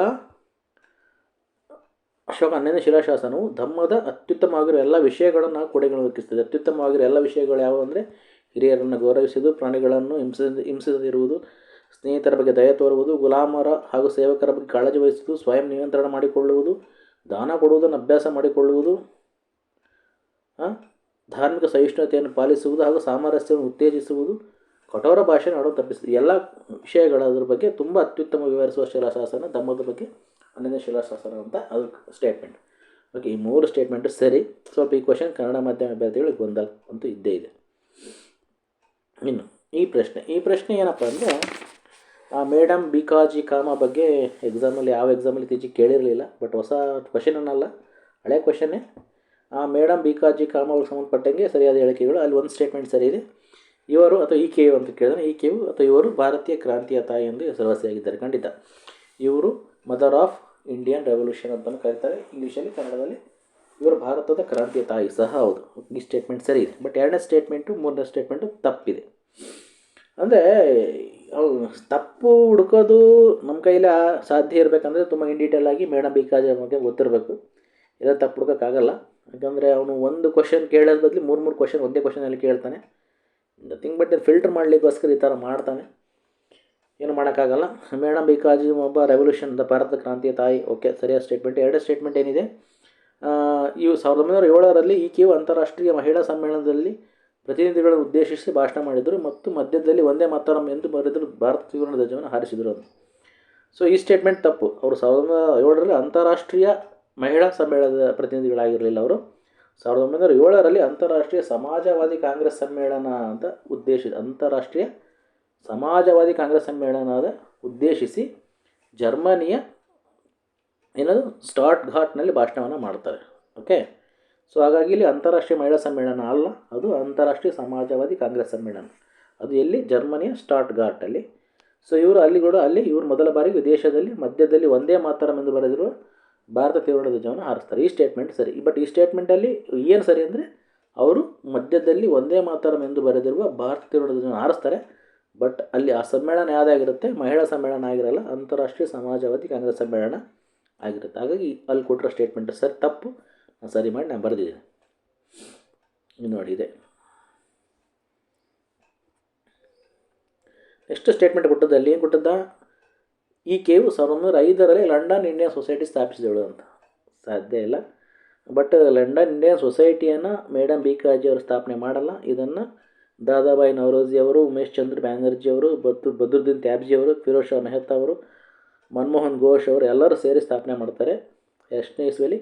1865ರಲ್ಲಿ. ಅಲ್ಲಿ ಏನು ಕೊಟ್ಟಿದ್ದಾರೆ? 1905 ಅಂತ ಕೊಟ್ಟಿದ್ದಾರೆ. ತಪ್ಪು. ಲಂಡನ್ ಇಂಡಿಯನ್ ಸೊಸೈಟಿ ಸ್ಥಾಪನೆ ಮಾಡೋದು ಮೇಡಮ್ ಬಿಕಾಜಿ ಕಾಮ ಅಲ್ಲ. ಇನ್ನು ಸ್ಥಾಪನೆ ಮಾಡೋದು ದಾದಾಬಾಯಿ ನವರೋಜಿ ಅವರು, ಉಮೇಶ್ ಚಂದ್ರ ಬ್ಯಾನರ್ಜಿ ಅವರು, ಬದ್ರುದ್ದೀನ್ ತ್ಯಾಬ್ಜಿ ಅವರು, ಫಿರೋಜ್ ಶಾ ಮೆಹ್ತಾ ಅವರು, ಹಾಗೆಯೇ ಮನಮೋಹನ್ ಘೋಷ್ ಇವರೆಲ್ಲ ಸೇರಿ ಸ್ಥಾಪನೆ ಮಾಡ್ತಾರೆ. ಸ್ವಲ್ಪ ಟಫ್ ಕ್ವಶನು. ಇವರು ಭಾರತದಲ್ಲಿರುವ ರಾಜಕೀಯ ಕುಂದುಕೊರತೆಗಳನ್ನು ಪ್ರಚಾರ ಮಾಡುವ ಸಲುವಾಗಿ ಲಂಡನ್ನಲ್ಲಿರೋ ಸ್ಟೂಡೆಂಟ್ಗಳಾಗಿರೋ ಇವರು ಸ್ಥಾಪನೆಯನ್ನು ಮಾಡ್ತಾರೆ. ಓಕೆ, ನೆಕ್ಸ್ಟ್ ಇದೊಂದು ಈಸಿ ಕ್ವಶನ್ ಇದು. ಬಟ್ ಭಾರತ ಇತಿಹಾಸ ಸಂಬಂಧಪಟ್ಟಂತೆ 1909 ಮಾರ್ಲೆ ಮಿಂಟೋ ಸುಧಾರಣೆಗಳ ಫಲವಾಗಿರುವ ಸರಿಯಾದ ಹೇಳಿಕೆಗಳು. ಸುಧಾರಣೆ ಆಗುತ್ತಲ್ಲ, ಅದು ಸಂಬಂಧಪಟ್ಟಂಗೆ ಸರಿಯಾದ ಸ್ಟೇಟ್ಮೆಂಟು. ಸೊ ಇಲ್ಲಿ ಏನಾಯಿತು, ಒಂದು ಈ ಸುಧಾರಣೆಗಳು ಫಸ್ಟ್ ಸ್ಟೇಟ್ಮೆಂಟ್ ಕೊಟ್ಟಿದ್ದ, ಈ ಸುಧಾರಣೆಗಳು ಭವಿಷ್ಯದಲ್ಲಿ ಸ್ವಯಂ ಆಡಳಿತ ಸ್ಥಾಪನೆ ಅರಿವಾದವು ಅಂತ. ಆ ಸ್ಟೇಟ್ಮೆಂಟ್ ತಪ್ಪು. ಸರಿಯಾದ ಸ್ಟೇಟ್ಮೆಂಟ್ಗಳು ಯಾವಂದರೆ, ಇದು ಪ್ರಾಂತೀಯ ಕೇಂದ್ರ ಶಾಸನ ಸಭೆ ಸ್ಥಾನಗಳ ಸಂಖ್ಯೆ ಹೆಚ್ಚಿತು, ಸರಿ. ಇದು ಪ್ರತ್ಯೇಕ ಮತಕ್ಷೇತ್ರವನ್ನು ಜಾರಿಗೆ ತಂದಿದ್ದು, ಸರಿ. ವೈಸ್ರಾಯ್ ಕಾರ್ಯನಿರ್ವಾಹಕ ಮಂಡಳಿಯಲ್ಲಿ ಒಬ್ಬ ಭಾರತೀಯನ ನೇಮಕ ಮಾಡಲಾಯಿತು. Easy question. 3 ಸ್ಟೇಟ್ಮೆಂಟ್ ಸರಿ. ಫಸ್ಟ್ನೇ ಸ್ಟೇಟ್ಮೆಂಟ್ ಏನಿತ್ತಂದರೆ, ಅದು ಹೇಳಿದ್ನಲ್ಲ, ಸುಧಾರಣೆಗಳು ಭವಿಷ್ಯದಲ್ಲಿ ಸ್ವಯಂ ಆಡಳಿತ ಸ್ಥಾಪನೆಗೆ ನೆರವಾದವು ಅನ್ನೋದು ಈ ಸ್ಟೇಟ್ಮೆಂಟ್ ತಪ್ಪು. ನೆರವಾಗಲಿಲ್ಲ, ಅವು ಅಡಿಪಾಯವನ್ನು ಹಾಕಿದ್ವು ಅಂತ ಹೇಳ್ಬೋದು. ಹಾಗಾಗಿ ಫಸ್ಟ್ನೇ ಸ್ಟೇಟ್ಮೆಂಟ್ ಸರಿ, ಉಳಿದಂತೆ 3 ಸ್ಟೇಟ್ಮೆಂಟು. ಫಸ್ಟ್ ಸ್ಟೇಟ್ಮೆಂಟ್ ತಪ್ಪು, ಉಳಿದಂತೆ 3 ಸ್ಟೇಟ್ಮೆಂಟು ಸರಿ. ಓಕೆ, ಈ ಒಂದು ಸುಧಾರಣೆ ನಾವೇನಂತ ಕರಿತೀವಿ, ಭಾರತದ ಕೌನ್ಸಿಲ್ ಕಾಯ್ದೆ ಅಂತ ಸಹ ಕರಿತೀವಿ.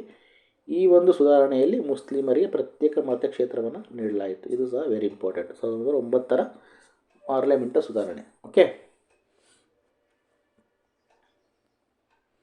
ನೆಕ್ಸ್ಟ್ ಈ ಕ್ವಶನ್, ಲಾಹೋರ್ ಡಿಕ್ಲರೇಷನ್ ಅಂತ, ಲಾಹೋರ್ ರೆಸೊಲ್ಯೂಷನ್ ಅಂತಲೂ ಕರೀತಾರೆ. ಓಕೆ, ಲಾಹೋರ್ ನಿರ್ಣಯಕ್ಕೆ ಸಂಬಂಧಪಟ್ಟಂಗೆ ಸರಿಯಾದ ಹೇಳಿಕೆಗಳು. ಬಟ್ ಅಲ್ಲಿ ಕೊಟ್ಟಿರೋದ್ರಲ್ಲಿ ಯಾವ ಹೇಳಿಕೆಗಳು, ಅಲ್ಲಿ ಲಾಹೋರ್ ನಿರ್ಣಯಕ್ಕೆ ಸಂಬಂಧ ತಪ್ಪಾದ ಹೇಳಿಕೆಯನ್ನು ಆಯ್ಕೆ ಮಾಡಿ ಅಂತ ಕೊಟ್ಟಿದ್ದೆ ಎಕ್ಸಾಮಲ್ಲಿ. ಲಾಹೋರ್ ನಿರ್ಣಯಕ್ಕೆ ಸಂಬಂಧಿಸಿದ ತಪ್ಪಾದ ಹೇಳಿಕೆಯನ್ನು ಆಯ್ಕೆ ಮಾಡಿ ಅಂತ ಕೊಟ್ಟಾಗ ಆನ್ಸರ್ ಏನಾಗಿತ್ತು, ಯಾವ ಹೇಳಿಕೆಗಳು ತಪ್ಪಾಗಿಲ್ಲ ಅಂತ ಆನ್ಸರ್ ಆಗಿತ್ತು. ಖಂಡಿತ ಯಾವ ಹೇಳಿಕೆಗಳು ತಪ್ಪಾಗಿಲ್ಲ, ಬಟ್ ಒಂದು ಹೇಳಿಕೆ ಸ್ವಲ್ಪ ಗೊಂದಲ ಇದೆ, ತಾವು ಅಬ್ಜೆಕ್ಷನ್ ಹಾಕೋಬೋದು. ಏನಿದೆ ಸರಿಯಾದ ಹೇಳಿಕೆ, ಇದು ಮಾರ್ಚ್ 1940 ಅಖಿಲ ಭಾರತ ಮುಸ್ಲಿಂ ಲೀಗ್ನಿಂದ ಅಂಗೀಕರಿಸಲ್ಪಟ್ಟಿದೆ. ಖಂಡಿತ ಲಾಹೋರ್ ನಿರ್ಣಯ 1940 ಅಖಿಲ ಭಾರತ ಮುಸ್ಲಿಂ ಲೀಗ್ನಿಂದ ಅಂಗೀಕರಿಸಲ್ಪಟ್ಟಿತ್ತು. ಇದನ್ನು ನಾವು ಪಾಕಿಸ್ತಾನ ನಿರ್ಣಯ ಅಂತ ಸಹ ಕರಿತೀವಿ. ಇದು ಭಾರತೀಯ ಮುಸ್ಲಿಮರಿಗೆ ಬ್ರಿಟಿಷ್ ಭಾರತದಲ್ಲಿ ಪ್ರತ್ಯೇಕ ರಾಜ್ಯದ ಕುರಿತು ಈ ಒಂದು ನಿರ್ಣಯ ಹೇಳುತ್ತೆ. ಬಟ್ ಎರಡನೇ ಸ್ಟೇಟ್ಮೆಂಟ್ ಏನಿತ್ತು, ಲಾಹೋರ್ ನಿರ್ಣಯವು ಎಲ್ಲಿಯೂ ಪಾಕಿಸ್ತಾನ ಎಂಬ ಪದವನ್ನು ಒಳಗೊಂಡಿರುವುದಿಲ್ಲ. ಸ್ವಲ್ಪ ಈ ಸ್ಟೇಟ್ಮೆಂಟ್ ಗೊಂದಲ ಇದೆ, ಯಾಕಂದರೆ ಈ ನಿರ್ಣಯದಲ್ಲಿ ಚೌಧರಿ ರೆಹಮತ್ ಅಲಿ ಅವರು ಈ ಪದವನ್ನು ಬಳಸ್ತಾರೆ. ಹಾಗಾಗಿ ಈ ಸ್ಟೇಟ್ಮೆಂಟು ತಪ್ಪು. ಬಟ್ ಅಲ್ಲೇನು ಹೇಳಿದ್ರೆ ಯಾವ ಹೇಳಿಕೆಯು ತಪ್ಪಾಗಿಲ್ಲ ಅಂತ ಆನ್ಸರ್ ಇದೆ. ಬಟ್ ಇದು ಸ್ವಲ್ಪ ಗೊಂದಲ ಇದೆ. ಲಾಹೋರ್ ನಿರ್ಣಯವು ಎಲ್ಲಿಯೂ ಪಾಕಿಸ್ತಾನ ಪದವನ್ನು ಒಳಗೊಂಡಿರುವುದಿಲ್ಲ ಅನ್ನೋ ಒಂದು ಸ್ಟೇಟ್ಮೆಂಟು ತಪ್ಪಾದ ಹೇಳಿಕೆ. ಹಾಗಾಗಿ ಇಲ್ಲಿ ಯಾವುದು ತಪ್ಪಾಗಿಲ್ಲ ಅನ್ನೋದ್ರಿಂದ ಇದು ತಪ್ಪಾಗಿದೆ. ನೋಡೋಣ, ಇದು ಒಂದು ಸ್ವಲ್ಪ ಗೊಂದಲ ಇದೆ. Okay, next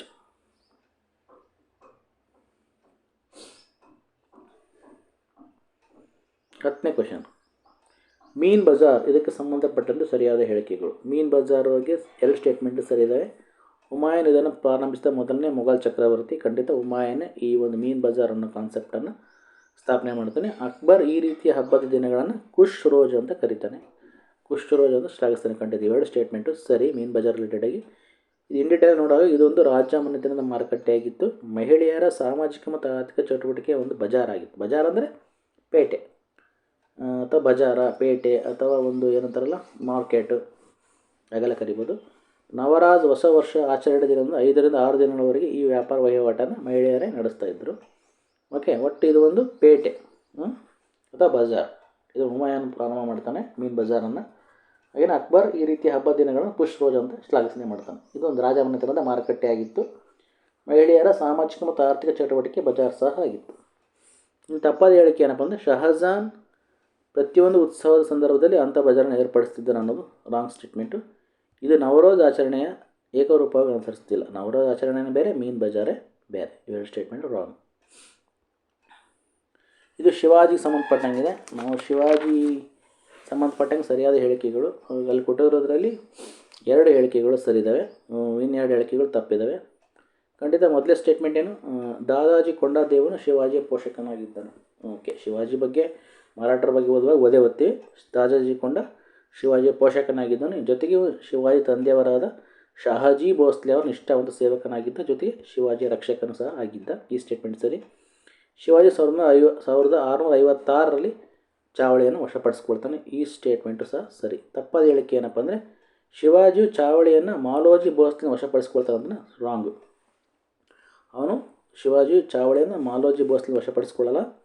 ಶಿವಾಜಿಯು ಚಾವಳಿಯನ್ನು ಜಾವಳಿಯನ್ನು Adil Shahi ಸರ್ದಾರನಾದ Chandrarao ಮೋರೆಯಿಂದ ವಶಪಡಿಸ್ಕೊಳ್ತಾನೆ.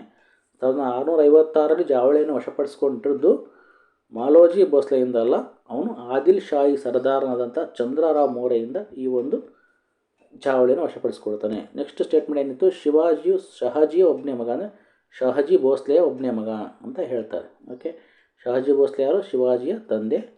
ಆ ಶಹಾಜಿ ಭೋಸ್ಲೆಯ ಒಬ್ಬನೇ ಮಗನ ಶಿವಾಜಿ, ಬರೀ ಶಹಾಜಿ ಅಂತ ಕೊಟ್ಟಿದ್ದಾರೆ, ಭೋಸ್ಲೆ ಅಂತ ಕೊಡಬೇಕಾಗಿತ್ತು. ಶಹಾಜಿ ಭೋಸ್ಲೆ ಒಬ್ಬನೇ ಮಗನಾಗಿದ್ದಿಲ್ಲ, ಶಿವಾಜಿ ತಂದೆಗೆ ಒಬ್ಬನೇ ಮಗ ಅಲ್ಲ. ಶಿವಾಜಿ ಜೊತೆಗೆ ಸಂಭಾಜಿ, ಎಕ್ಕೋಜಿ ಅಂತೇಳಿ 3 ಮಕ್ಕಳು ಶಿವಾಜಿ ತಂದೆ ಆದಂಥ ಶಹಾಜಿ ಭೋಸ್ಲೆ ಅವರಿಗೆ ಇದ್ದರು. ಶಿವಾಜಿ ತಂದೆಯಾದ ಶಹಾಜಿ ಅವರಿಗೆ 3 ಮಕ್ಕಳಿದ್ದರು. ಅದರ ಶಿವಾಜಿ, ಸಂಭಾಜಿ, ಎಕ್ಕೋಜಿ. ಒಬ್ಬನೇ ಮಗ ಅನ್ನೋದು ರಾಂಗ್ ಸ್ಟೇಟ್ಮೆಂಟ್. ಓಕೆ, ಸ್ವಲ್ಪ ಮರಾಠರ ಬಗ್ಗೆ ಓದುವಾಗ ಈ ಒಂದು ಕಾನ್ಸೆಪ್ಟ್ ನಮಗೆ ಸ್ವಲ್ಪ ಬರುತ್ತೆ. ಶಿವಾಜಿ ತಂದೆ ಯಾರು, ತಾಯಿ ಯಾರು ಅನ್ನೋದು ಓದುವಾಗ ದಾದೋಜಿ ಕೊಂಡದೇವ ಯಾರು ಅದನ್ನೆಲ್ಲ ಸ್ವಲ್ಪ ನಾವು ನೋಡ್ಕೊಂಡಿರ್ತೀವಿ. ಸ್ವಲ್ಪ ಈಸಿ ಕ್ವಶನ್ನೇ, ಅಂಥ ಟಫ್ ಏನಲ್ಲ, ಸ್ವಲ್ಪ ಓದಿದರೆ ಈಸಿ ಕ್ವಶನ್ನೇ. ನೆಕ್ಸ್ಟ್ ಇದು ಹುಚ್ಚರು ಥರ ಅಂದರೆ ನಾವು ಆಲ್ಮೋಸ್ಟ್ ಎಲ್ಲ ಎಕ್ಸಾಮಲ್ಲಿ ಓದೋದೇನು ಶಾಸನಬದ್ಧ ಆಯೋಗ ಅಂತ ಕೇಳಿದೆ. ಅಂದರೆ ಇದನ್ನು ಇಂಡಿಯನ್ ಸ್ಟ್ಯಾಟ್ಯೂಟರಿ ಕಮಿಷನ್ ಅದನ್ನು ಸಹ ಕರೀತಿದ್ರು ಅನ್ನೋದು ಎಲ್ಲರಿಗೂ ಗೊತ್ತಿರಲ್ಲ. ಆ್ಯಕ್ಚುಲಿ ಇದನ್ನು ಸೈಮನ್ ಆಯೋಗ ಅಂತಲೂ ಕರೀತಾರೆ. 1927 ಅಂದರೆ ಆಲ್ಮೋಸ್ಟ್ ನಾವೆಲ್ಲ ಹಿಸ್ಟ್ರಿ ಓದುವಾಗ ಸೈಮನ್ ಆಯೋಗ ಅಂತಲೇ ಓದಿರ್ತೀವಿ. ಸ್ವಲ್ಪ ಟಫ್ ಮಾಡೋಕ್ಕೋಸ್ಕರ ಈ ಒಂದು ಗಿಮಿಕ್ಸ್ ಮಾಡಿದ್ದಾನೆ. ಇಂಡಿಯನ್ ಸ್ಟ್ಯಾಟ್ಯೂಟರಿ ಕಮಿಷನ್, ಇದು Indian statutory commission also called as Simon commission ಅಂತಲೂ ಕರೀತಾರೆ. ಇರಲಿ, ಭಾರತೀಯ ಶಾಸನಬದ್ಧ ಆಯೋಗ ಅಂತ ಅಂದ್ಕೊಳ್ಳೋಣ. ಇದನ್ನು ನಾವು ಸೈಮನ್ ಆಯೋಗ ಅಂತ ಅಂದ್ಕೊಳೋದು ಬೇಡ. ಶಾಸನಬದ್ಧ ಆಯೋಗಕ್ಕೆ ಸಂಬಂಧಪಟ್ಟಂಗೆ ಸರಿಯಾದ ಹೇಳಿಕೆಗಳು ಅಂತ ಕೇಳಿದ್ದಾನೆ. ಸರಿಯಾಗಿಲ್ಲ ಅಂತ ಕೇಳಿದ್ದಾನೆ. ಇಲ್ಲಿ ಯಾವ ಹೇಳಿಕೆಗಳು ಸರಿಯಾಗಿಲ್ಲ ಅಂತ ಕೇಳೋಣ ನೋಡಿ. ಸರಿಯಾದ ಹೇಳಿಕೆಗಳಲ್ಲ, ಸರಿಯಲ್ಲದ ಹೇಳಿಕೆಗಳು ಯಾವ ಅಂತ ಕೇಳಿದೆ. ಸರಿಯಲ್ಲದ ಹೇಳಿಕೆಗಳು ಯಾವಪ್ಪ ಅಂದರೆ, ಆಯೋಗದಲ್ಲಿ ಕೇವಲ ಒಬ್ಬ ಭಾರತೀಯ ಸದಸ್ಯನ ಒಳಗೊಂಡಿದ್ದರಿಂದ ದೇಶಾದ್ಯಂತ ಪ್ರತಿಭಟನೆ ಕಿಚ್ಚೊಚ್ಚಿಸಿತು. ಅಲ್ಲಿ ಒಳಗೊಂಡಿದ್ದರಿಂದ ಪ್ರತಿಭಟನೆ ಬರಲಿಲ್ಲ, ಯಾರು ಇಲ್ಲದಕ್ಕೋಸ್ಕರ ಪ್ರತಿಭಟನೆ ಈ ಆಯೋಗದ ವಿರುದ್ಧ ಬಂತು. ಹಾಗಾಗಿ ಇದು ಸರಿಯಲ್ಲದ ಹೇಳಿಕೆ. ಸ್ವಲ್ಪ ಹಾಗೆ ಕನ್ಫ್ಯೂಸ್ ಮಾಡೋದು, ಸರಿಯಲ್ಲದ ಹೇಳಿಕೆ ಅಂತಲೂ ಕೇಳೋದು, ಸರಿಯಲ್ಲದ ಹೇಳಿಕೆನೇ ಕೊಡೋದು. ಆಯೋಗದಲ್ಲಿ ಕೇವಲ ಒಬ್ಬ ಭಾರತೀಯ ಸದಸ್ಯನನ್ನು ಒಳಗೊಂಡಿದ್ದರಿಂದ ದೇಶಾದ್ಯಂತ ಪ್ರತಿಭಟನೆ ಕಿಚ್ಚು ಹೆಚ್ಚಿತು. ಒಳಗೊಂಡಿದ್ದರಿಂದ ಅಲ್ಲ, ಯಾವೊಬ್ಬನು ಭಾರತೀಯ ಇಲ್ಲದಕ್ಕೋಸ್ಕರ ಪ್ರತಿಭಟನೆ ಕಿಚ್ಚು ಹೆಚ್ಚು ಆಯಿತು. ಓಕೆ, ಇನ್ನು ಭಾರತ ಸರ್ಕಾರ ಕಾಯ್ದೆ 1935 ಈ ಕಾಯ್ದೆಯು ಪ್ರಾಂತ್ಯದಲ್ಲಿ ದ್ವಿಪ್ರಭುತ್ವವನ್ನು ಜಾರಿಗೆ ತಂದಿತ್ತು ಅಂತ ಹೇಳ್ತಾರೆ. 1935 ಕಾಯ್ದೆ ದ್ವಿಪ್ರಭುತ್ವ ಜಾರಿಗೆ ತರಲ್ಲ. ಇದು ಸಹ ಸರಿಯಲ್ಲದ ಹೇಳಿಕೆ.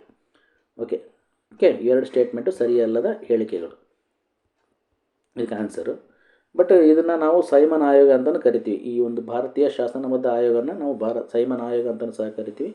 ಈ ಆಯೋಗದಲ್ಲಿ ಯಾವೊಬ್ಬ ಭಾರತೀಯ ಸದಸ್ಯನಿರಲಿಲ್ಲ, ಹಾಗಾಗಿ ದೇಶಾದ್ಯಂತ ಪ್ರತಿಭಟನೆ ಹೆಚ್ಚಾಯಿತು. ಇದನ್ನು ಜಾನ್ ಸೈಮನ್ ಇವರ ಅಧ್ಯಕ್ಷತೆಯಲ್ಲಿ ಬ್ರಿಟಿಷ್ ಪಾರ್ಲಿಮೆಂಟ್ನ 7 ಸದಸ್ಯರು ಒಳಗೊಂಡ ಒಂದು ಆಯೋಗ.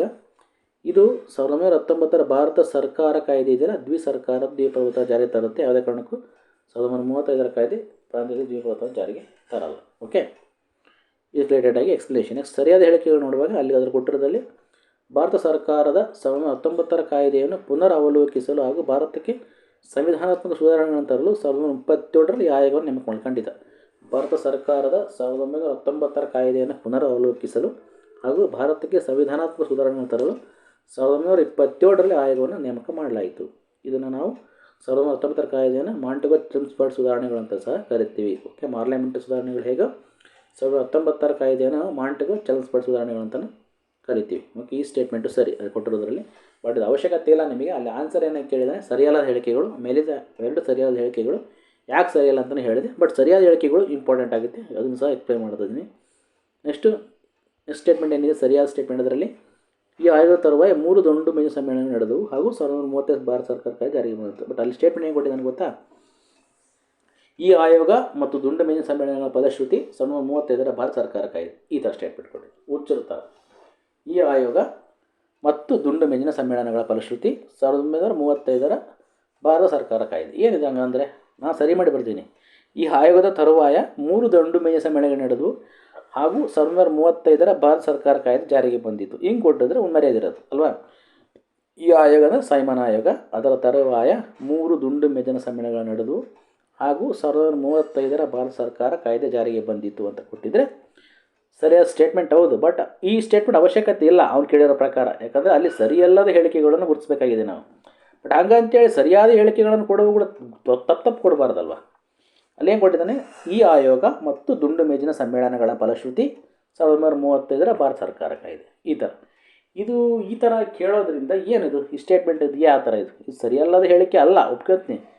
ಸರಿಯಲ್ಲದ ಹೇಳಿಕೆ ಅಲ್ಲ, ಸರಿಯಾದ ಹೇಳಿಕೆನೇ. ಬಟ್ ಸರಿಯಾದ ಹೇಳಿಕೆಯನ್ನು ಫಾರ್ಮೇಷನ್ ಹೇಗೆ ಸೆಂಟೆನ್ಸ್ ಫಾರ್ಮೇಷನ್ ವಾಕ್ಯ ರಚನೆ ಮಾಡೋದು ತಪ್ಪಿದ್ದಾನೆ. ಸೊ ಅದಕ್ಕೆ ಸರಿಯಾದ ವಾಕ್ಯ ರಚನೆ ಏನಪ್ಪ ಅಂದರೆ, ಈ ಆಯೋಗದ ತರುವಾಯ 3 ದುಂಡು ಮೇಜುಗಳ ಸಮ್ಮೇಳನಗಳು ನಡೆದವು ಹಾಗೂ 1935 ಭಾರತ ಸರ್ಕಾರ ಕಾಯ್ದೆ ಜಾರಿಗೆ ಬಂತು. ಓಕೆ, ಇದು ಕನ್ನಡ ಮಾಧ್ಯಮ ಅಭ್ಯರ್ಥಿಗಳಿಗೆ ಗೊಂದಲಾಗಿರೋ ಕ್ವಶನ್ ಸಹ ಹೌದು. ಮೊದಲನೇ ಹಾಗೂ ಎರಡನೇ ಹಾಗೂ ಮೂರನೇ ದುಂಡು ಮೇಜು ಸಮ್ಮೇಳನಗಳು 1930, 1932ರಲ್ಲಿ ಲಂಡನ್ನಲ್ಲಿ ನಡೀತವೆ, ನಿಮಗೆಲ್ಲ ಗೊತ್ತೇ ಇದೆ. ಸೊ ಸರಿಯಲ್ಲದ ಹೇಳಿಕೆಗಳು 2, ಸರಿಯಾದ ಹೇಳಿಕೆಗಳು 2. ಸರಿಯಾದ ಹೇಳಿಕೆಗಳಲ್ಲಿ ಒಂದು ಹೇಳಿಕೆ ವಾಕ್ಯ ರಚನೆಯಲ್ಲಿ ತೊಡಕು. ಸೊ ಇದು ಕನ್ನಡ ಮಾಧ್ಯಮ ಆಗಿರೋ ತೊಡಕು. ಈ ಪ್ರಶ್ನೆ ಸಹ ಕನ್ನಡ ಅಭ್ಯರ್ಥಿ ಮಾಧ್ಯಮಗಳಿಗೆ ಗೊಂದಲವನ್ನು ಈಡು ಮಾಡಿದೆ. ನಾವು ಸರಿ ಮಾಡಿಕೊಳ್ಳೋಕ್ಕಾಗಲ್ಲ. ನಾವು ಸರಿ ಮಾಡಿಕೊಳ್ಳೋದಾದರೆ ಇದನ್ನು ಕ್ವಶನ್ ಪೇಪರ್ ತಪ್ಪೇ ಕೊಡೋದು. ನಾವೇ ಸರಿ ಮಾಡ್ಕೊಂಡು ನಾವು ಆನ್ಸರ್ ಬರ್ಬಿಡ್ತೀವಲ್ಲ. ಇಲ್ಲಿ ಸರಿ ಮಾಡ್ಕೊಂಡು ನಾವು ಅರ್ಥ ಮಾಡ್ಕೊಂಡು ಬರೆಯೋಕ್ಕೆ ಇಲ್ಲ. ಇಲ್ಲಿ ನಮ್ಮ ಕನ್ನಡ ಮಾಧ್ಯಮ ಅಭ್ಯರ್ಥಿಗಳಿಗೆ ಏನು ಕೇಳಬೇಕು ಅದೇ ರೀತಿಯಲ್ಲಿ ಕೇಳಿದರೆ ನಾವು ಆನ್ಸರನ್ನು ಮಾಡೋದಕ್ಕೆ ನಮಗೆ ಶಕ್ತರಾಗಿರ್ತೀವಿ. ಇಲ್ಲಿ ಎಲ್ಲ ಸರಿ ಮಾಡ್ಕೊಂಡು ನಾವು ಬರೆಯೋಕ್ಕೆ ಆಗೋಷ್ಟು ಪೇಷನ್ಸ್ ಇರಲ್ಲ, ನಮಗೆ ಟೈಮ್ ಇರಲ್ಲ. ಓಕೆ, ಏನೇ ಇರಲಿ, ಈ ಕ್ವಶನ್ನು ಸಹ ಕನ್ನಡ ಮಾಧ್ಯಮ ಅಭ್ಯರ್ಥಿಗಳಿಗೆ ತೊಡಕನ್ನು ಉಂಟು ಮಾಡಿದೆ. ಒಂದು 3 ಕ್ವಶನ್ ತೊಡಕು ಉಂಟು ಮಾಡಿದ್ದಾರೆ. ನಾನು ಡಿಸ್ಕಸ್ ಮಾಡ್ತಾ ಬರ್ತಿದ್ದೀನಲ್ಲ. ನೆಕ್ಸ್ಟ್ 13ನೇ ಪ್ರಶ್ನೆ. ಈ ಕ್ವಶನ್ನು ಅವನು ಸುಮ್ಮನೆ the political economy of indirect rule Mysuru 1881 1971 ಈ ಗ್ರಂಥವನ್ನು ಯಾರು ಬರೀತಾರೆ ಅಂತ ಕೇಳಿದರೆ ಏನು ಅವರಪ್ಪ ಮನೆಗೆ ಗಂಟಕ್ಕೋದಿಲ್ಲ. ಆ ಗ್ರಂಥದಲ್ಲಿ ಏನಿದೆ ಅಂತ ಹೇಳಿ ಈ ಗ್ರಂಥ ಯಾರು ಬರೀತಾರೆ ಅಂತ ಹೇಳೋ ಅವಶ್ಯಕತೆಯೂ ಇದ್ದಿಲ್ಲ. ಯಾಕೆ ಸುಮ್ಮನೆ ಟೈಮ್ ಕಿಲ್ ಮಾಡೋಕ್ಕೆ ಈ ಕ್ವಶನ್ ಈ ಥರ. The political economic of indirect rule Mysuru 1881 1971 ಅಂದರೆ ಈ ಗ್ರಂಥದಲ್ಲಿ ಮೈಸೂರು ರಾಜ್ಯದಲ್ಲಿ ದೇಶೀಯ ರಾಜ್ಯ ಅಂತ ಕೊಟ್ಟಿದ್ದಾನೆ, ಮತ್ತು ಮೈಸೂರು ಸಾಮ್ರಾಜ್ಯ ಅಂತಲೇ ಹೇಳ್ಬೋದಿತ್ತು. ಮೈಸೂರು ದೇಶೀಯ ರಾಜ್ಯದಲ್ಲಿ ಅಂತ ಮೈಸೂರು ದೇಶೀಯ ರಾಜ್ಯ ಅಂತ ಏನು ಬೇಕಾಗಿದ್ದಿಲ್ಲ. ಮೈಸೂರು ರಾಜ್ಯದಲ್ಲಿ ನಡೆದ ರಾಷ್ಟ್ರೀಯ ಚಳವಳಿಗಳನ್ನು ಕೆಳಗಿನಂತೆ ವಿಂಗಡಿಸಲಾಗಿದೆ ಅಂತ ಹೇಳಿದಾನೆ. ಸಂಘಟನೆಗಳ ಸಜ್ಜುಗೊಳಿಸುವಿಕೆ, ಶಿಕ್ಷಿತರ ಸಜ್ಜುಗೊಳಿಸುವಿಕೆ, ಸಮೂಹ ಸಜ್ಜುಗೊಳಿಸುವಿಕೆ. ಅವನು ಆ ಗ್ರಂಥದಲ್ಲಿ ಏನೋ ಒಂದು ವಿಂಗಡಣೆ ಮಾಡ್ಕೊಂಡು ನಮ್ಗೆ ಸಂಬಂಧ ಇಲ್ಲ. ಆ ಗ್ರಂಥ ಬರೆದಾರೆ ಯಾರು ಅಂತ ಕೇಳಿದರೆ ಸ್ವಲ್ಪ ನಮಗೆ ಗೊಂದಲವನ್ನು ಹಾಕಿದ್ದಿಲ್ಲ. ಈ ಕೃತಿ ಬರೆದಾರೆ ಯಾರು, ಮೇಲೆ ಗ್ರಂಥ ಅಂತ ಹೇಳ್ತಾನೆ, ಕೆಳಗಡೆ ಕೃತಿ ಅಂತ ಹೇಳ್ತಾನೆ. ಇಲ್ಲಿ ಗ್ರಂಥನ ಕೃತಿನ ಅದು ಏನೇ ಇರಲಿ, ಗ್ರಂಥನ ಆಗಿರಲಿ ಕೃತಿನ ಆಗಿರಲಿ, ಸಿಂಪಲ್. ಈ political economic indirect rule Mysuru 1871 ಈ ಗ್ರಂಥವನ್ನು ಬರೆದವರು ಯಾರು ಇಷ್ಟು ಕೇಳಿದರೆ ಅವರಪ್ಪ ಮನೆಗೆ ಗಂಟೆ ನೋಡ್ಕೋತಾರೆ. ಆ ಗ್ರಂಥದಲ್ಲಿ ಯಾವ ರಾಷ್ಟ್ರೀಯ ಚಳವಳಿಗಳನ್ನು ಹೆಂಗೆ ವಿಂಗಡಣೆ ಮಾಡ್ಕೊಳ್ಳೋರು ಇನ್ ರಿಲೇಟೆಡ್ ಟು ಮೈಸೂರು ಸಂಸ್ಥಾನ ಅಥವಾ ಮೈಸೂರು ಸಾಮ್ರಾಜ್ಯ, ಮೈಸೂರು ರಾಜ್ಯ, ಅಲ್ಲಿ ದೇಶೀಯ ಚಳವಳಿ ಅಥವಾ ರಾಜ್ಯದಲ್ಲಿ ರಾಷ್ಟ್ರೀಯ ಚಳವಳಿ ಹೇಗಾಯಿತು ಅನ್ನೋದು ಅವ್ನು ವಿಂಗಡಿಸ್ಕೊಂಡು ಬುಕ್ಕ ಬರೀತಾನೆ, ಬರೀ ಇಲ್ಲಿ ಬೇಡ ಅಂತ ಹೇಳಲ್ಲ. ಬಟ್ ಆ ಕ್ವಶನ್ ಏನು ಈ ಗ್ರಂಥವನ್ನು ಬರೆದವರು ಅವ್ರು ಕೇಳ್ತಿರೋದು ಅಷ್ಟು ಕೇಳಿ ಸಾಕಾಗಿತ್ತು. ಇದನ್ನೆಲ್ಲ ಅವಶ್ಯಕತೆ ಇದ್ದಿಲ್ಲ. ಈ ಲೇಖಕರು ಬಿಝೋನ್ ಹೆಟ್ನೆ ಅಂತೇಳಿ. ಓಕೆ, ಈ ಬಿಝೋರ್ನ್ ಹೆಟ್ನೆ ಅನ್ನೋರು ಒಬ್ಬ ಲಂಡನ್ ಲಂಡನ್ನಲ್ಲಿರೋ ರೈಟ್ರ್, ಬರಹಗಾರ. 1978ರಲ್ಲಿ ಈ ಗ್ರಂಥವನ್ನು ಲಂಡನ್ನಲ್ಲಿ ಪ್ರಕಟಣೆ ಮಾಡ್ತಾರೆ. ಅಂದರೆ ಅವನು ಒಂದು ಯಾವ ಥೀಸಿಸ್ಗೋಸ್ಕರ ಬರೆದದ್ನೇ ಯಾರಿಗೆ ಗೊತ್ತು. ಅದು ಏನೇ ಇರಲಿ, ಇದು 1978ರಲ್ಲಿ ಬರೆಯೋದ್ರಿಂದ ಇದು ಹಳೆ ಹಿಸ್ಟ್ರಿನ ಅವ್ನು ಬರೀತಿರ್ತಾನೆ. ಬಟ್ ಅಂಥ ಇಂಪಾರ್ಟೆಂಟ್ ಎಕ್ಸಾಮ್ ಕ್ವಶನ್ ಏನು ಅಲ್ಲ ಇದು ಅವ್ನು ಯಾವುದೋ ಒಂದಕ್ಕೋಸ್ಕರ ಅವ್ನು ಪಡ್ಕೊಳ್ಳೋಕ್ಕೋಸ್ಕರ ಬರೆದಿರೋ ಒಂದು ಗ್ರಂಥ ಇದು ನಾವು ಓದಬೇಕಾಗಿರುವಂತಹ ವಿಷಯ ಏನಲ್ಲ. KS ಸ್ಟೂಡೆಂಟ್ಸ್, ನಾನು ಹೇಳೋದು the political economic of indirect rule Mysuru ಅನ್ನೋದನ್ನು ಅವನು 1881ನಲ್ಲಿ 1877 ಹೇಗಿತ್ತು ಅಂತ ಅವ್ನು ಬರೀತಾನೆ. ಅವ್ನು ಬರೆದಿದ್ದಾನಂತೆ ನಮಗೆ ಗೊತ್ತಿರಬೇಕು. 1978 ಲಂಡನ್ನಲ್ಲಿ ಇದನ್ನು ಪ್ರಕಟ ಮಾಡ್ತಾರೆ. ಕನ್ನಡದಲ್ಲಿ ಇಂಡಿಯಾದಲ್ಲೂ ಪ್ರಕಟ ಮಾಡಲ್ಲ, ಇದನ್ನು ಲಂಡನ್ನಲ್ಲಿ ಪ್ರಿಂಟ್ ಆಗುತ್ತೆ ಈ ಬುಕ್. ಏನೇ ಇರಲಿ, ಈ ಕ್ವಶನ್ಗಳನ್ನು ಅವನು ಕೇಳೋ ಒಂದು ದೃಷ್ಟಿಕೋನ ಏನೇನಾಗಿದೆ ಅಂತ ನಮಗೆ ಅರ್ಥ ಆಗ್ತಾಯಿಲ್ಲ. ಓಕೆ, ಇದು ಒಂದು ಸ್ವಲ್ಪ ಟಫ್ ಕ್ವಶನು. ಇದು ತುಂಬ ಇನ್ ಡೀಟೇಲಾಗಿ ಕೊಟ್ಟಿರೋದೇ ಗೊಂದಲ ಅಷ್ಟೇ ಇದರಲ್ಲಿ. ಇನ್ನು 14ನೇ ಪ್ರಶ್ನೆ. ಅಲ್ಲೇನು ಕೇಳಿದಾನೆ, ಗರಿಷ್ಠ ಗುತ್ತಿಗೆದಾರರಿಗೆ ದೊಡ್ಡ ಪ್ರಮಾಣದ ಭೂಮಿಯನ್ನು ಹೆಚ್ಚಿನ ಮೊತ್ತಕ್ಕೆ ಗೇಣಿ ನೀಡಿದ ಪರಿಣಾಮವಾಗಿ ರೈತರಲ್ಲಿ ಅಸಹನೆ ಹೆಚ್ಚಾಗಿ ದಂಗೆ ಉಂಟಾಗಿತ್ತು. ಯಾರೋ ಒಂದು ಹೇಳೋ ಸ್ಟೇಟ್ಮೆಂಟ್ ಯಾರೋ ಒಂದು ಹೇಳ್ತಾರೆ, ಹಿಂಗಾಯ್ತಪ್ಪ, ಇದಕ್ಕೆ ಹಿಂಗಾಯಿತು. ಇದು ಕ್ವಶನ್ನ. ಈ ಮೇಲಿನ ಹೇಳಿಕೆಯು 1830-31 ನಗರ ದಂಗೆಯ ಸ್ವರೂಪವನ್ನು ಬಿಂಬಿಸುತ್ತದೆ. ಇದು ಯಾರ ಹೇಳಿಕೆಯಾಗಿದೆ? ಆ್ಯಕ್ಚುಲಿ ಆ ನಗರ ದಂಗೆ ನಡೆಯೋದ ಸಂದರ್ಭದಲ್ಲಿ ಇವರು ಇರಲ್ಲ. ಇವರು ಯಾರೋ ಏನೋ ಒಬ್ಬ ಇತಿಹಾಸಕಾರ ಇತಿಹಾಸಕಾರ ಆಗಿ ಇತಿಹಾಸದ ಬಗ್ಗೆ ಎಕ್ಸ್ಪ್ಲೇನ್ ಕೊಡೋ ಒಂದು ಸ್ಟೇಟ್ಮೆಂಟನ್ನು ಕೊಡ್ತಾನೆ. ಒಬ್ಬ ವಾಸ್ತು ತಜ್ಞ, ಬಹುಭಾಷಾ ತಜ್ಞ, ಮಾನವಶಾಸ್ತ್ರ ತಜ್ಞ ಹಯವದನ್ ರಾವ್ ಅಂತೇಳಿ. ಬಟ್ ನಗರ ದಂಗೆ ನಾವು ಓದಿರ್ತೀವಿ, ಏನು ಕೃಷ್ಣರಾಜ ಒಡೆಯರ್ ಕಾಲದಲ್ಲಿ ಏನಾಗುತ್ತೆ, ಅಲ್ಲೇನು ಟ್ಯಾಕ್ಸನ್ನು ಅವರು ಹೇಗೆ ಜಾಸ್ತಿ ಮಾಡ್ತಾರೆ ಅದನ್ನೆಲ್ಲ ಓದಿರ್ತೀವಿ. ಬಟ್ ಆ ಒಂದು ಓದಿರೋ ಕಡೆ ಇವನು ಕೂಡ ಓದ್ಕೊಂಡು ಅದು ಯಾಕೆ ಆಯಿತು ಆ ಥರ ಅಂತೇಳಿ ಇವನು ಒಂದು ಸ್ಟೇಟ್ಮೆಂಟ್ ಕೊಡ್ತಾನೆ. ಸೊ ಭಾಳಷ್ಟು ಗುತ್ತಿಗೆದಾರರಿಗೆ ದೊಡ್ಡ ಪ್ರಮಾಣದ ಭೂಮಿಯನ್ನು ಹೆಚ್ಚಿನ ಮೊತ್ತಕ್ಕೆ ಗೇಣಿ ನೀಡಿದ ಪರಿಣಾಮವಾಗಿ ರೈತರ ಅಸಹನೆ ಹೆಚ್ಚಾಗಿ ದಂಗೆ ಉಂಟಾಯಿತು. ನಗರ ದಂಗೆ ಅಂದರೆ ಮಲೆನಾಡು, ಶಿವಮೊಗ್ಗ ಬೆಲ್ಟಲ್ಲಿ, ಕೆಳದಿ ಸಂಸ್ಥಾನ ಬೆಲ್ಟ್ ನಗರ ಅಂತ ಕರೀತಾರೆ ಅದನ್ನು. ಆ ದಂಗೆಯಲ್ಲಿ ಉಂಟಾಗುತ್ತೆ. ಇದನ್ನ ಹತ್ತಿಕ್ತಾರೆ ಬ್ರಿಟಿಷರು ಸಹ. ಸೊ ಇದರ ಸ್ವರೂಪವನ್ನು ಬಿಂಬಿಸ್ತದೆ ಅಂತ ಯಾರ ಹೇಳಿಕೆ ಆಗಿದೆ? ಸಿ ಹಯವರ್ಧನ್ ರಾವ್ ಅವರ ಹೇಳಿಕೆ ಆಗಿದೆ. ಇವರೊಬ್ಬ ಖ್ಯಾತ ಇತಿಹಾಸಕಾರರು ಹೌದು, ಭಾರತ ಇತಿಹಾಸಕಾರರು, ವಾಸ್ತಜ್ಞರು ಹೌದು, ಬಹುಭಾಷಾ ತಜ್ಞರು ಹೌದು, ಈ ಶಾಸ್ತ್ರಜ್ಞರು ಹೌದು. ಇವರ ಒಂದು ಹೆಸರಲ್ಲಿ ಬೆಂಗಳೂರು ಒಂದು ರೋಡ್ ಇದೆ, ಹಯವರ್ಧನ್ ರಾವ್ ರಸ್ತೆ ಅಂತೇಳಿ. ಇವರು Indian historical records commission member ಸಹ ಆಗಿದ್ದರು. ರಾಯಲ್ ಸೊಸೈಟಿ ಆಫ್ ಎಕನಾಮಿಕ್ಸ್ ಇದರ ಫೆಲೋಶಿಪ್ ಸಹ ಪಡೆದಿದ್ದಾರೆ. ಒಬ್ಬ ಹಿಸ್ಟ್ರಿಯನ್ ಅಷ್ಟೇ. ಓಕೆ, ಸ್ವಲ್ಪ ಟಫ್ ಕ್ವಶನ್. ನಗರ ದಂಗೆ ಬಗ್ಗೆ ಓದುವಾಗ ಇದೆಲ್ಲ ಓದಿರಲ್ಲ ನಾವು. ನಗರ ದಂಗೆ ಯಾಕಾಯ್ತು ಅಂತ ಓದಿರ್ತೀವಿ, ಬಟ್ ಈ ಥರ ಎಲ್ಲ ಟ್ವಿಸ್ಟ್ ಮಾಡೋಕ್ಕೆ ಏನೋ ಮಾಡಿರ್ತಾನೆ, ಏನು ಮಾಡೋಕ್ಕಾಗಲ್ಲ. ನೆಕ್ಸ್ಟು 15ನೇ ಕ್ವಶನ್, ಈಸಿ ಕ್ವಶನ್, ಸಾಕಷ್ಟು ರಿಪೀಟೆಡ್ ಆಗಿದೆ. ಅಜಂತದ ಬಹುಪಾಲು ವರ್ಣಚಿತ್ರಗಳು ಖಂಡಿತ ಬೌದ್ಧ ಧರ್ಮದ ಮಹಾಯಾನ ಪಂಥಕ್ಕೆ ರಿಲೇಟೆಡ್ ಆಗಿದ್ದಾವೆ. ಇದು ಸಾಕಷ್ಟು ಬಾರಿ ರಿಪೀಟೆಡ್ ಕ್ವಶನ್ ಎಕ್ಸಾಮಲ್ಲಿ. ಇದು ಈಸಿ ಕ್ವಶನ್ನು. ಸೊ ಇದೇನಂತ ಎಕ್ಸ್ಪ್ಲನೇಷನ್ ಕ್ವಶನ್ ಅಲ್ಲ, ಅದು ಗೊಂದಲ ಕ್ವಶನ್ ಏನಲ್ಲ. ಓಕೆ, ಅಜಂತದ ಬಹುಪಾಲು ವರ್ಣಚಿತ್ರಗಳು ಬೌದ್ಧ ಧರ್ಮದ ಮಹಾಯಾನ ಪಂಥಕ್ಕೆ ರಿಲೇಟೆಡ್ ಆಗಿದೆ. ಇನ್ನು 16ನೇ ಕ್ವಶನ್, ಇದು ಸಾಕಷ್ಟು ಬಾರಿ ರಿಪೀಟೆಡ್ ಆಗಿದೆ. ನಗರಾಡಳಿತ ಶಾತವಾಹನಕಾದ ನಿಗಮ ಸಭಾ ಅವರ ಕೈಯಲ್ಲೇ ಇತ್ತು. ಸಾಕಷ್ಟು ರಿಪೀಟೆಡ್ ಕ್ವಶನ್. ಓಕೆ, ಈ ಕ್ವಶನ್ಗಳ ಎಕ್ಸ್ಪ್ಲನೇಷನ್ ಏನಾದರೂ ನಿಮಗೆ ಡೌಟ್ ಇದ್ದರೆ, ಅಥವಾ ನಾನು ಹೇಳೋ ಎಕ್ಸ್ಪ್ಲನೇಷನ್ ಏನಾದರೂ ತಪ್ಪು ಅನಿಸಿದರೆ ಖಂಡಿತ ಕಮೆಂಟ್ ಮಾಡಿ. ಜೊತೆಗೆ ನಾನೇನು ಹೇಳ್ತೀನಪ್ಪ ಅಂದರೆ, ಈ ಕನ್ನಡ ಮಾಧ್ಯಮ ಅಭ್ಯರ್ಥಿಗಳಿಗೆ ಇತಿಹಾಸ ಕ್ವಶನ್ಗಳ ಅಂತ ಏನು ಸ್ವಲ್ಪ ಗೊಂದಲಗಳಿಲ್ಲ. ಒಂದು 2-3 ಕ್ವಶನ್ಸ್ಗಳಲ್ಲಿ ತುಂಬ ಗೊಂದಲ ಇದೆ. ಬಟ್ ಅದು ಬಿಟ್ಟರೆ ಉಳಿದಂತೆ ಎಲ್ಲ ಕ್ವಶನ್ಸ್ಗಳು ಪರವಾಗಿಲ್ಲ. ಕನ್ನಡ ಮಾಧ್ಯಮ ಅಭ್ಯರ್ಥಿಗಳು ಒಂದು ಮಟ್ಟಿಗೆ ನೋಡಿ ಆನ್ಸರ್ ಮಾಡ್ಬೋದು. 3 ಕ್ವಶನ್ಸ್ ಅಂತೂ ಸೀರಿಯಸ್ ಇದ್ದಾವೆ. ನಾನೇನು ಹೇಳ್ತೀನಂದರೆ, ಈ ಕ್ವಶನ್ ಪೇಪರ್ ಅನಾಲಿಸಿಸ್ ಮಾಡುವಾಗ ಏನು ಅನ್ನಿಸ್ತಂದರೆ, ಈ ಟಾಪಿಕ್ಕನ್ನು ಅವನು ಕೇಳುವಂಥ ಕಾನ್ಸೆಪ್ಟನ್ನು ಅವ್ನು ತೊಗೊಳ್ತಾ ಹೋಗ್ತಾ ರೀತಿಯನ್ನು ಚೇಂಜ್ ಮಾಡ್ಕೊಂಡಿದ್ದಾನೆ. ಕೇಳಬೇಕಾಗಿರೋ ಕೇಳ್ತಾ ಇಲ್ಲ, ಈ ಕೇಳಬೇಕಾಗಿರೋದು ಎಲ್ಲವೂ ಕೇಳ್ತಿದ್ದಾನೆ. ಇರಲಿ, ಅದು ಪರೀಕ್ಷೆಯ ಕಠಿಣತೆಗೆ ಅವ್ನು ಮಾಡ್ತಿರುವಂತಹ ಒಂದು ಐಡಿಯಾಲಜಿ ಅಂತ ಹೇಳ್ಬೋದು. ಅದೇನೇ ಇರಲಿ, ಇದರಲ್ಲಿ 14 ಕ್ವಶನ್ಗಳಲ್ಲಿ ಏನಾದರೂ ನಿಮಗೆ ಹೇಳ್ಬೇಕನ್ನಿಸಿದ್ರೆ, ಎಕ್ಸ್ಪ್ಲನೇಷನಲ್ಲಿ ಏನೋ ಡೌಟ್ ಇದ್ದರೆ ಖಂಡಿತ ಕಾಮೆಂಟ್ ಮಾಡಿ ಅಂತ ಹೇಳ್ತಾ, ಈ ಒಂದು ಇತಿಹಾಸದ ಪ್ರಶ್ನೆಗಳ ವಿಶ್ಲೇಷಣೆಯನ್ನು ಹಾಗೂ ಕನ್ನಡ ಮಾಧ್ಯಮ ಅಭ್ಯರ್ಥಿಗಳ ಗೊಂದಲವನ್ನು ನನಗೆ ಗೊತ್ತಿರೋ ಮಟ್ಟ ನಾಲೆಡ್ಜಲ್ಲಿ, ನನಗೆ ಗೊತ್ತಿರೋಂಥ ಜ್ಞಾನದಲ್ಲಿ ನಿಮಗೆ ತಿಳಿಸ್ಕೊಟ್ಟಿದ್ದೀನಿ. ಒಂದ್ಸಾಗಿ ನನ್ನ ಚಾನಲ್ ಯಾರು ಸಬ್ಸ್ಕ್ರೈಬ್ ಮಾಡ್ಕೊಳ್ಳೋದು ಸಬ್ಸ್ಕ್ರೈಬ್ ಮಾಡ್ಕೊಳ್ಳಿ ಅಂತ ಹೇಳ್ತಾ ಈ ಕ್ಲಾಸ್ನಲ್ಲಿ ಮುಗಿಸ್ತೀನಿ. ಒಂದ್ಸಾಗಿ all of you thank you.